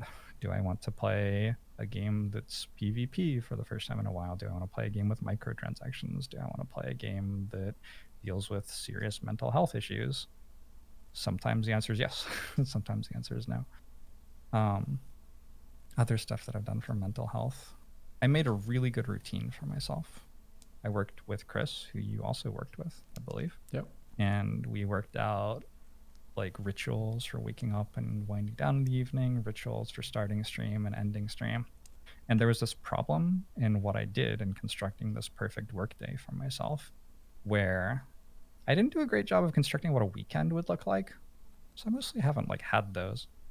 And also there was a lot of like going outside, like going to a bar, going to a cafe to get breakfast, stuff like that. Because as a streamer, my bed is 2 rooms away, like Yeah. it's easy for me to never leave the apartment for a day. Yeah, the And even optimal in a streaming work day. room is basically what you and I have set up. It's a series of green walls with Mm-hmm. isolated sound and isolated light that is as distant as possible from the things around you, the weather, the Mm-hmm. sun, other Yeah. people, and yeah, Yeah. yeah, yeah, Exactly. And also very close to the other things you do, so you have no reason to go out in the world yeah. in between your streaming room and the rest of your life.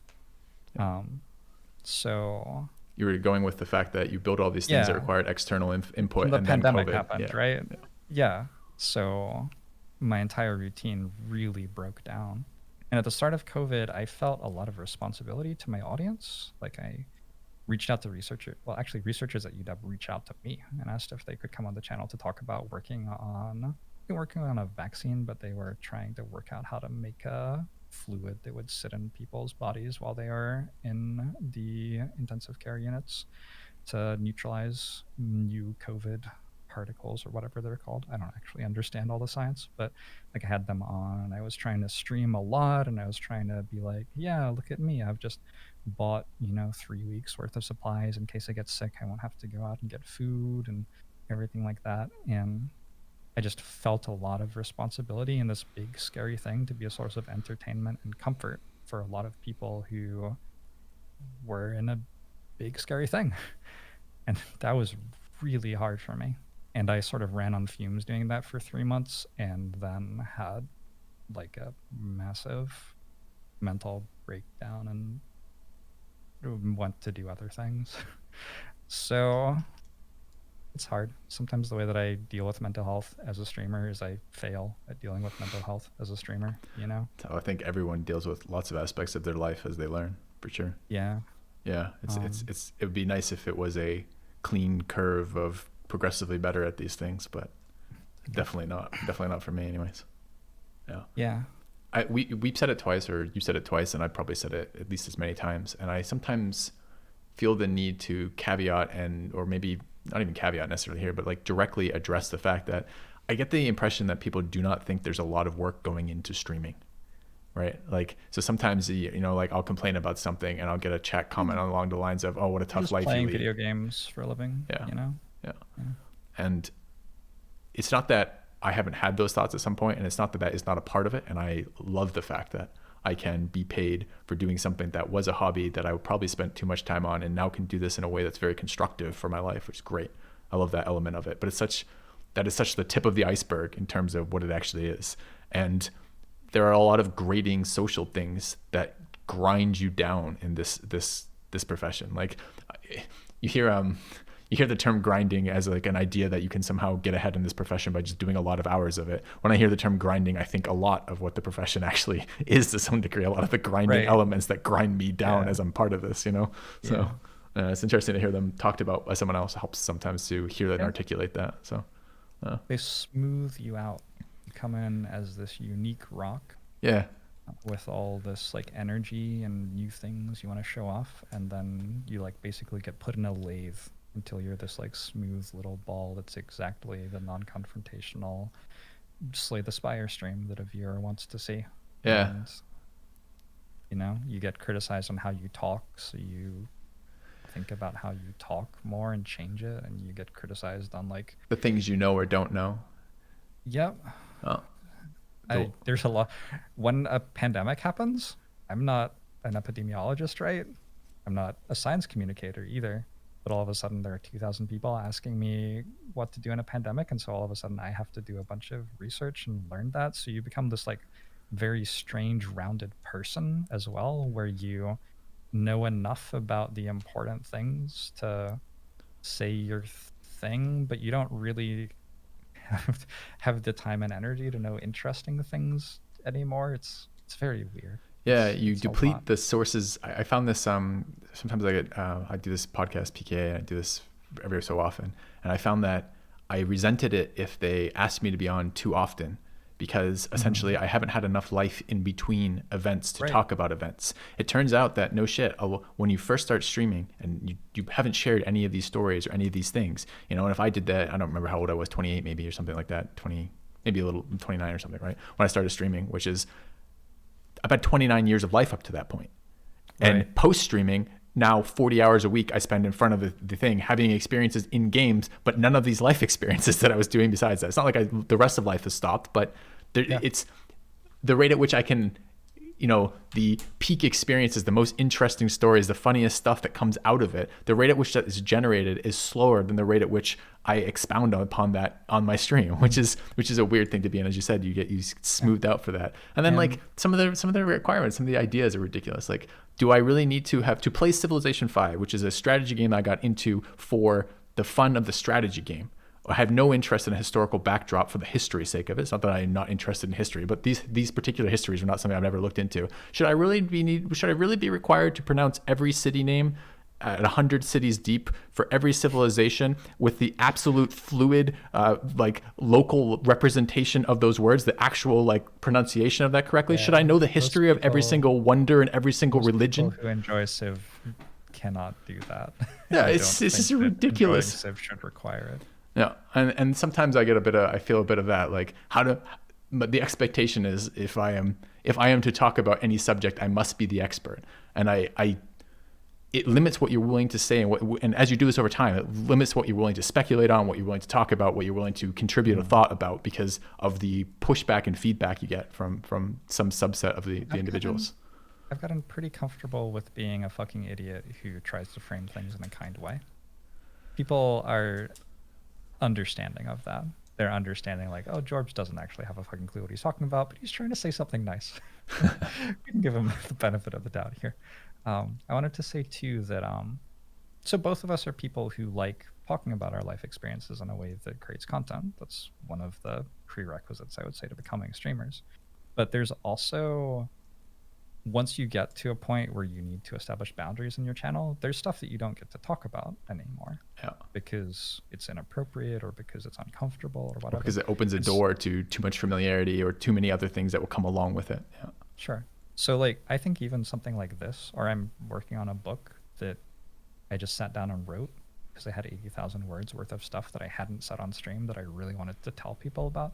I think you can see it's sort of beautiful. I just had this realization as we were talking that like we both have all this stuff that we want to say like to each other and to the world, and like we just don't like quite feel comfortable talking about it live on stream, maybe for whatever reason. And I mean, I don't know, maybe you don't have to fix that. Maybe the stream should never be a place where it's comfortable to talk about all this stuff live, but I think that's I think one of the previous sub themes we were talking about, the kind of corporatization, not that it ever wasn't a corporation, but the corporatization, I can't even say the word, of the streaming platform makes that harder too.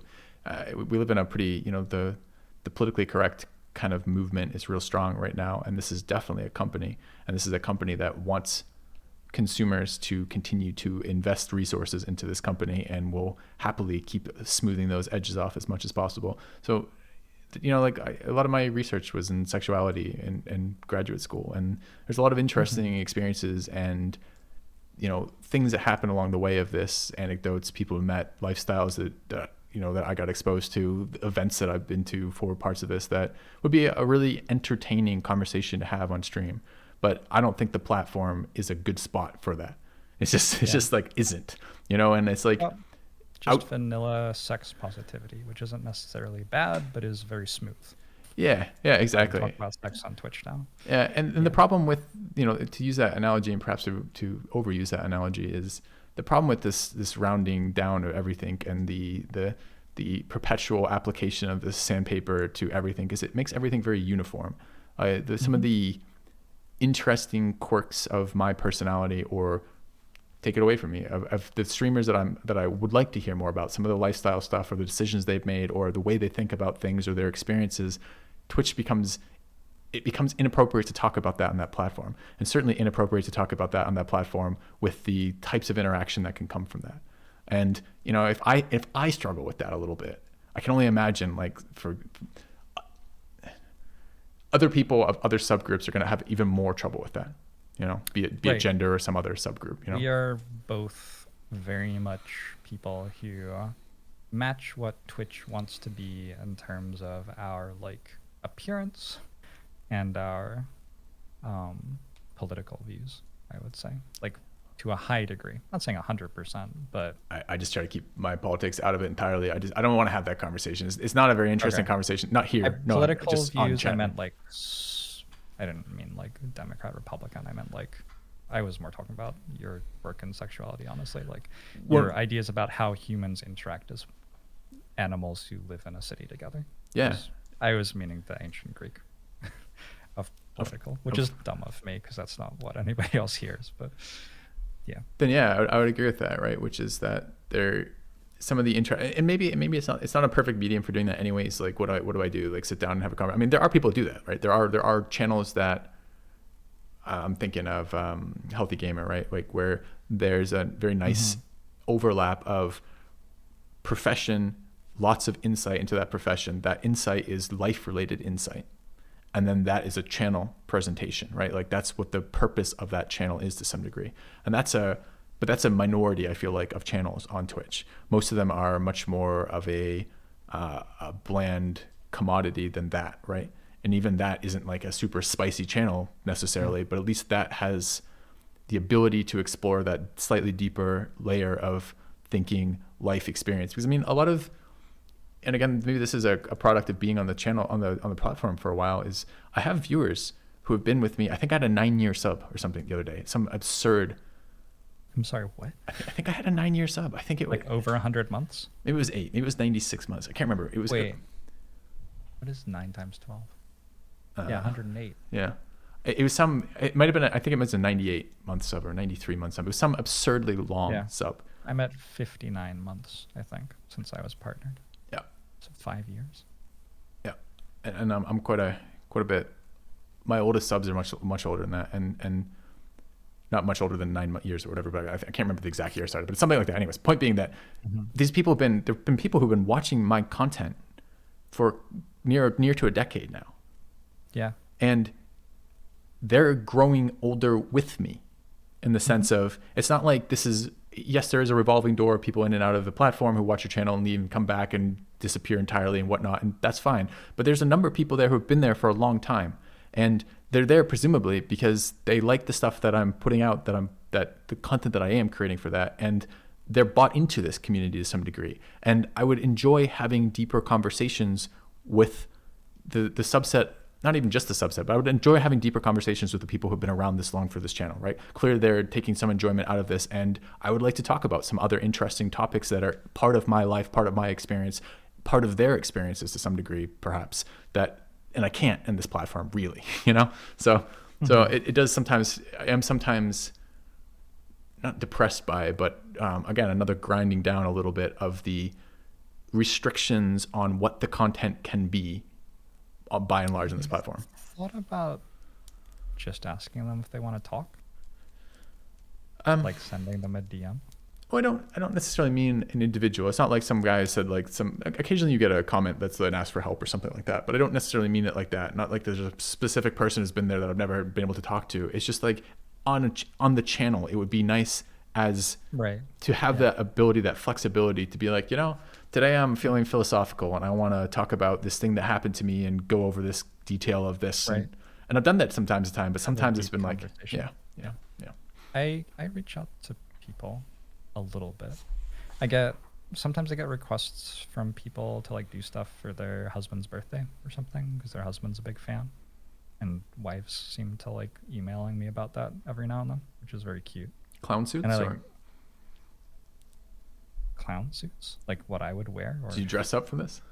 No, I haven't said no to any of these yet. Sometimes it's just signing a card, but sometimes it's like, hey, my husband really likes your Spire content, and I was wondering if you'd like coach him through a run. And I'm like, that's cool. Okay, I can like spare an hour for that once a month or something, So every now and then I do get to have like a one-on-one interaction with a viewer, and it's just nice to be people together. One of my favorite things that I've ever done in streaming was actually, you were there, and I know I was very stressed out and miserable the entire time, but when I did a booth at TwitchCon and people came and visited me, and like Choco Bars was next to me and had 300 people and I had like 15. That might even be generous. But I got to just like talk to a bunch of different people for 5 minutes each about like what they did and why they liked my channel and how their weekend was going, and just like actually interact in communicate in a human way with the little gremlins who are in my Twitch chat box irritating me all the time. It was just, I think about that so often because it's such a important reminder of the humanity of the people on the other side of the interaction, which is invisible Yeah. as I'm sitting here at my computer with the chat box. Like, I had a slightly nasty thought as you said that, which was I think it would be hilarious to have their chat history available as you'd met them in real life. while you met them, Yeah. So if they came in and they're like, I'm so and so, and the little name tag of the channel of their Twitch ID, and you just pull up the mod chat of what it looks like, so you get a sense of who you're working with here. But I also agree. I found TwitchCon. I've been to a couple now, and I wish COVID was a bad timing because I would have enjoyed, I think, the Amsterdam TwitchCon because I think it was. I also liked that experience. I don't know that it was in any way a good business move to do it. Like it wasn't like I was moving and shaking with like making all these new contacts I got a out there. Synapse sponsorship for F2K just by walking around the floor. Huh. I made us like $20,000 or something. Well, I just walked up to the guy and I was like, "Hey, you want to like sponsor me?" And like, how the fuck did that company go under? It did not seem hard.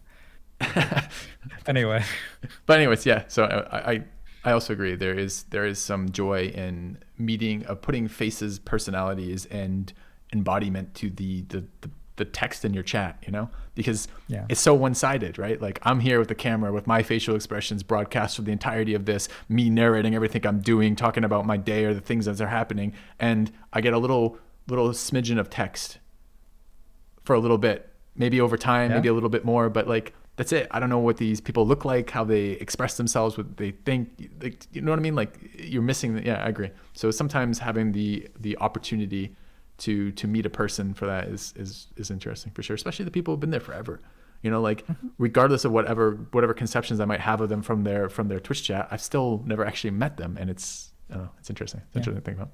Yeah. Twitter is actually really helpful for me for that too, because a lot of people who follow me on Twitter are viewers of mine, and getting to see like just a picture of a human plus a little like thing like I'm a researcher at this and this, like, oh cool, you do something. Yeah. other than watching my channel and yelling at me to click on kunai in the store. So yeah, and I think at least for me, humanizing almost always results in me interacting better with them. So if I have to reduce them to the annoying poster in Twitch chat, I'm going to be much harsher with them than it's another human being who means well or has this life or has these other, it's much more relatable. For sure. And your like anxiety or your id or whatever will attach to the Twitch chat representative who's irritating you and will tell you that everybody's like that. But your, kindness and sociability will reach out and see that the humanity behind the other person. Yeah. Yeah. And you have to give that time to breathe because it's a finite resource. When you're streaming, you're using it to be entertaining, I think. Like mine is definitely exhausted while I'm streaming because it is in use. Whereas my id is largely suppressed and looking for things to do and people to yell at and get angry at because it's not a part of my performance, my id. It's a part that I'm ignoring in my body for 8 hours a day. Yeah. And so making sure that I take time to let my amicability and humanity think about who these people are when I'm not live is really helpful for me. Yeah. Yeah, maybe I should. I don't know. I always mean to be more involved with Twitter because it is a good business tool, but like, I don't. Oh, it's terrible. It's an awful website. I just told you one good thing about it, but yeah, I'm not telling you to get on it. Yeah, I don't know. I go back and forth on it. The idea if I should post more. I worked. One of the agencies I worked with at one point gave me a trial for a Twitter manager, right? Like who goes through and like lines up these tweets for you, and like you input some like you take some photos, present some ideas you're interested in, and they kind of like timeline it out and post it. It's all for essentially marketability of your sponsorship.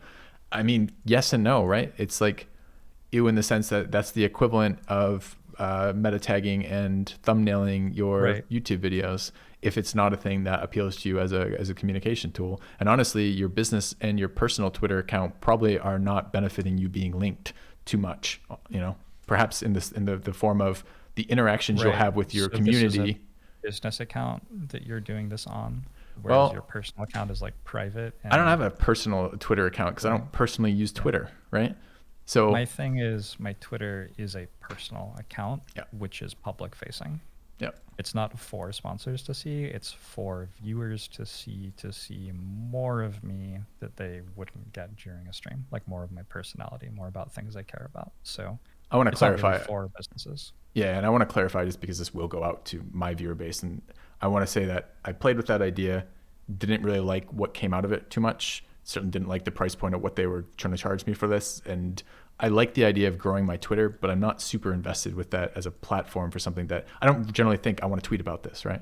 So it's not like my Twitter account is for sponsors. That's not the case. It's just that my Twitter account came into being after I had a channel and after it came into being as a representation of my brand, Yeah. not like I'm saying different things on it, but just like it wouldn't be there at all except that I am a public figure to some degree, and this was my public facing spot on Twitter. So I don't know if that Yeah. makes sense or not, but Did you know that I have a website now? Jorbs.tv. It's actually a live website. I didn't.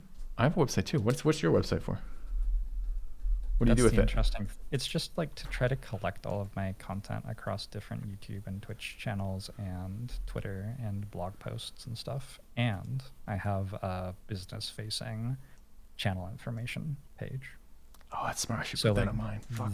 that's the place that I have a business-facing thing, but probably zero people who look for streamers to sponsor are going to my personal website and clicking through to the like business facing page, right? Like I probably need to work out how to actually direct any relevant traffic to that because I don't think right now it does anything.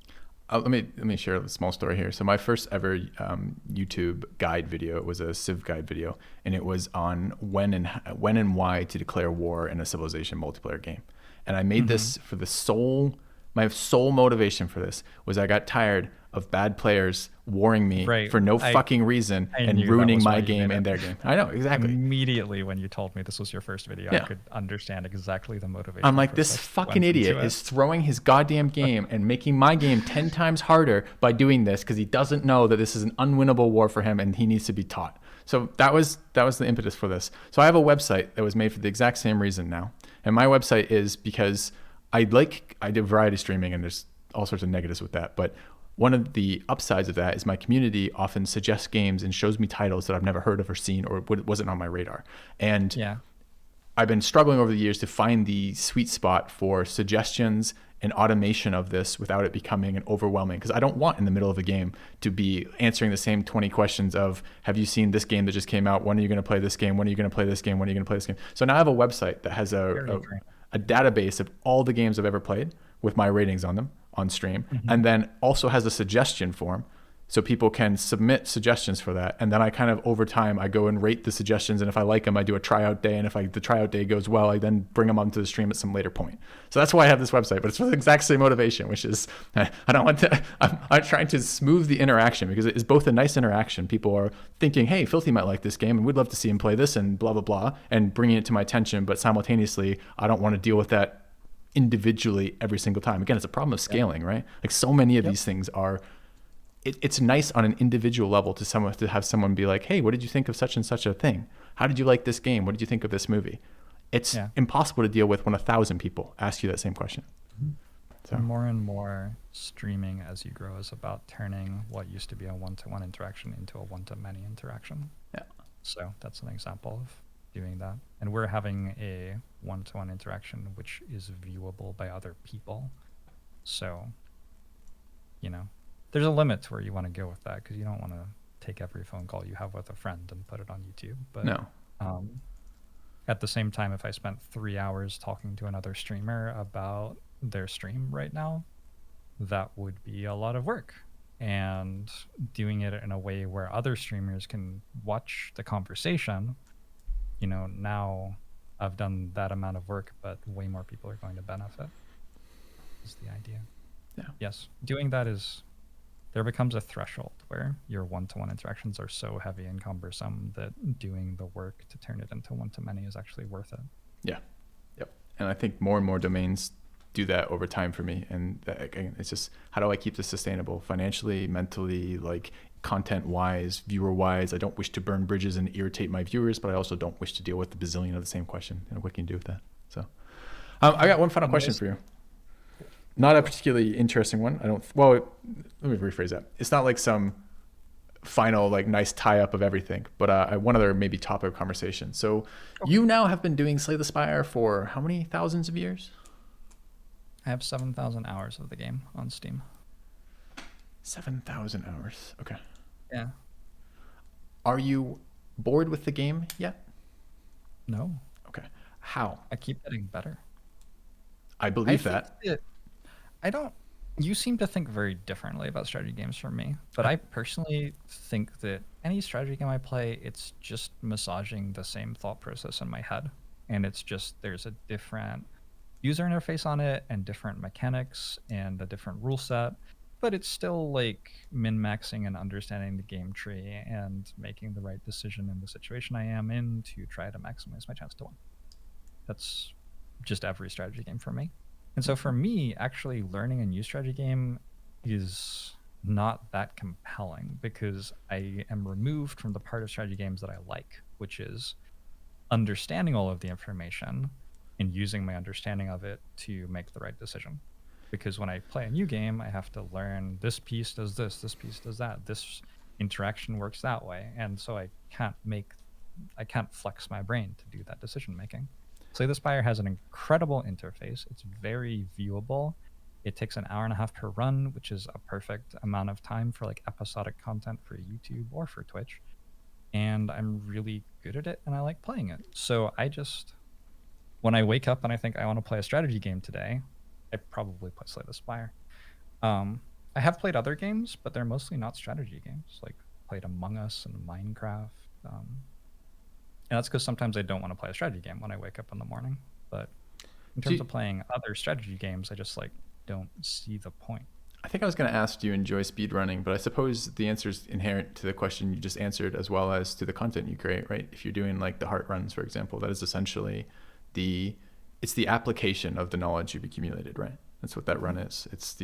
Can you consistently, by the decision tree that you've already outlined, by the values you've attached to these things, it's almost like an endurance of the display of that knowledge. Yeah. Okay.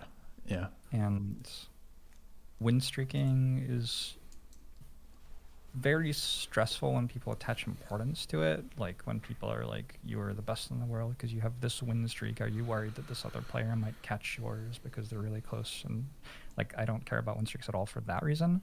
But win streaks in terms of like showing that for 2 weeks in a row, I could wake up in the morning and have my brain in the right place to make all those decisions right in a very complex strategy game at the highest difficulty that's cool to me.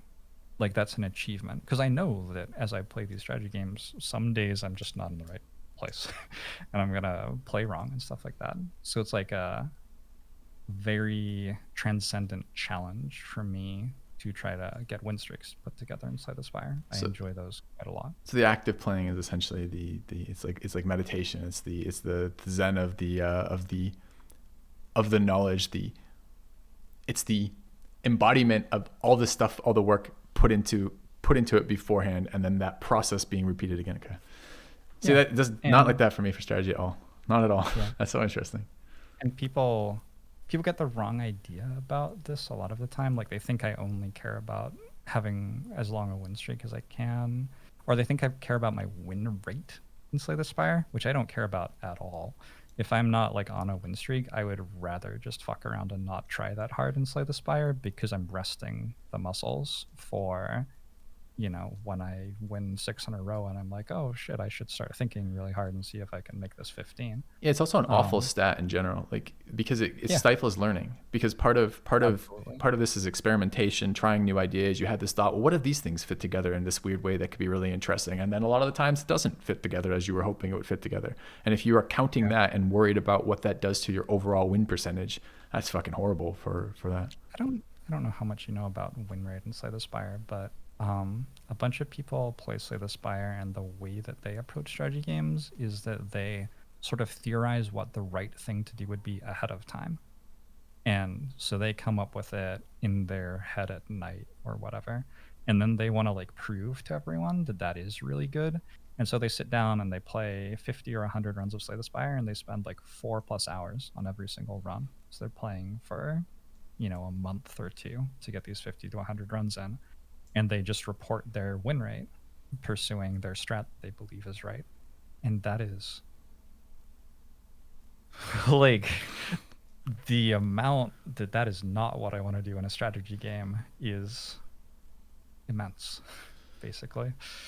Yeah, I guess for me, I enjoy the novelty of a new game and a new situation. So I agree with you that on some level we are min-maxing, but I find some enjoyment out of exploring what that min-max looks like in this specific scenario, of feeling the new Mhm. confines that come with the new world, new level design, new characters, new interactions, new movements of this new game. So Sure. I reach pretty hard walls with games where I cannot turn that game on again. Like I'll reach a place Mhm. where I'm like, I am done. And it's for me, it's so funny too, because they're sudden. It will come on Yeah. like in the middle of the stream. I'll be like, okay, I'm done. And my reluctance to move forward with even that particular run will get extreme. And if I force it, I burn out super fast on streaming. So like, and Yeah. I think ultimately, if I had to give strategy advice to someone with a channel, I would recommend a single game if possible, because I think your outcomes are just better with a single game. But I can't do it mentally.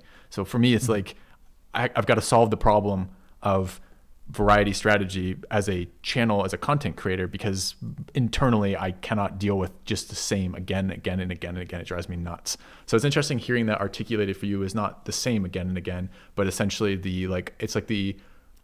it's the demonstration of mastery almost. It's like the act of like this fluid motion of thought and process that you get to enact a day and again and again and again. Like that's Yeah. okay for me, but like I like the exploration process too much, I think, for that, or the Sure. novelty for me. I feel like you must have had some of that to play Civ 5 as long as you did, though, because you played Civ 5 for I a played long Civ time. 5 for almost 6,000 hours, like 5,800 or Yeah. something. There you go. But the thing And about then I had like 80% of the time I play a game or something, I hit that hard wall you're talking about. So that's not like foreign to me. Gotcha. Slay the Spire has good interface and good balance and manages to be rewarding as I continue playing it.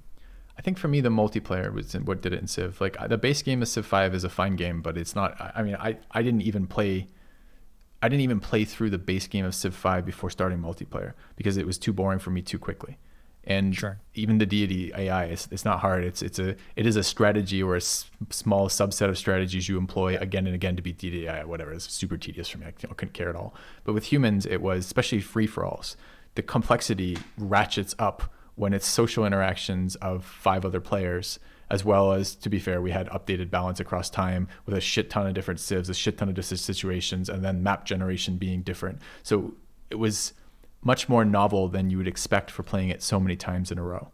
And players are, humans are the imperfect part of that, right? So, you got the people who are working with a totally different a set of assumptions for the game than you are, and having to predict, deal with, and respond to their behavior. And you got the people who are out there trying to kill the streamer, or the people who are threatened by your competence in the game and are being manipulated by the next guy one over who knows your competence, knows the competence of the guy next to him also is competent and can manipulate that person. So it was more novel than it would look. And again, I did eventually hit a wall with that game. It was Yeah. probably the deepest wall I've ever got to, or the deepest amount of content I've ever got to in a game before I was like, I'm done.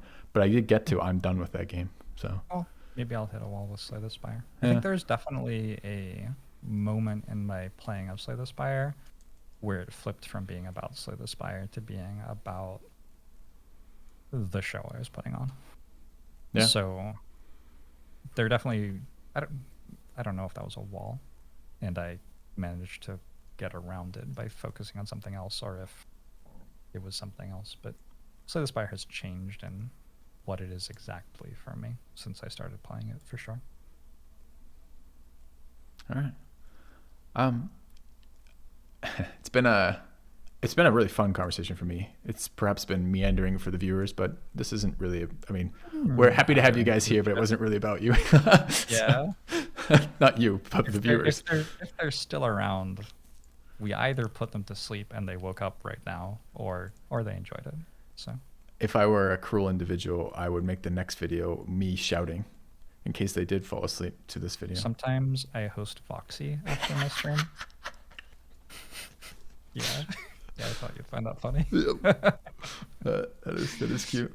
I guess I should do well. What's anything you like to touch on? I've kind of been guiding the conversation a little bit, but I mean, we've just been talking about stream related stuff. Anything you'd like to hit or talk about or think about that we haven't? I mean, I literally wrote a book about this stuff, so I could talk for another 30 hours, but there's nothing urgent. Okay. I should do this because it's due diligence and good etiquette. Where can we find you, Jorbs?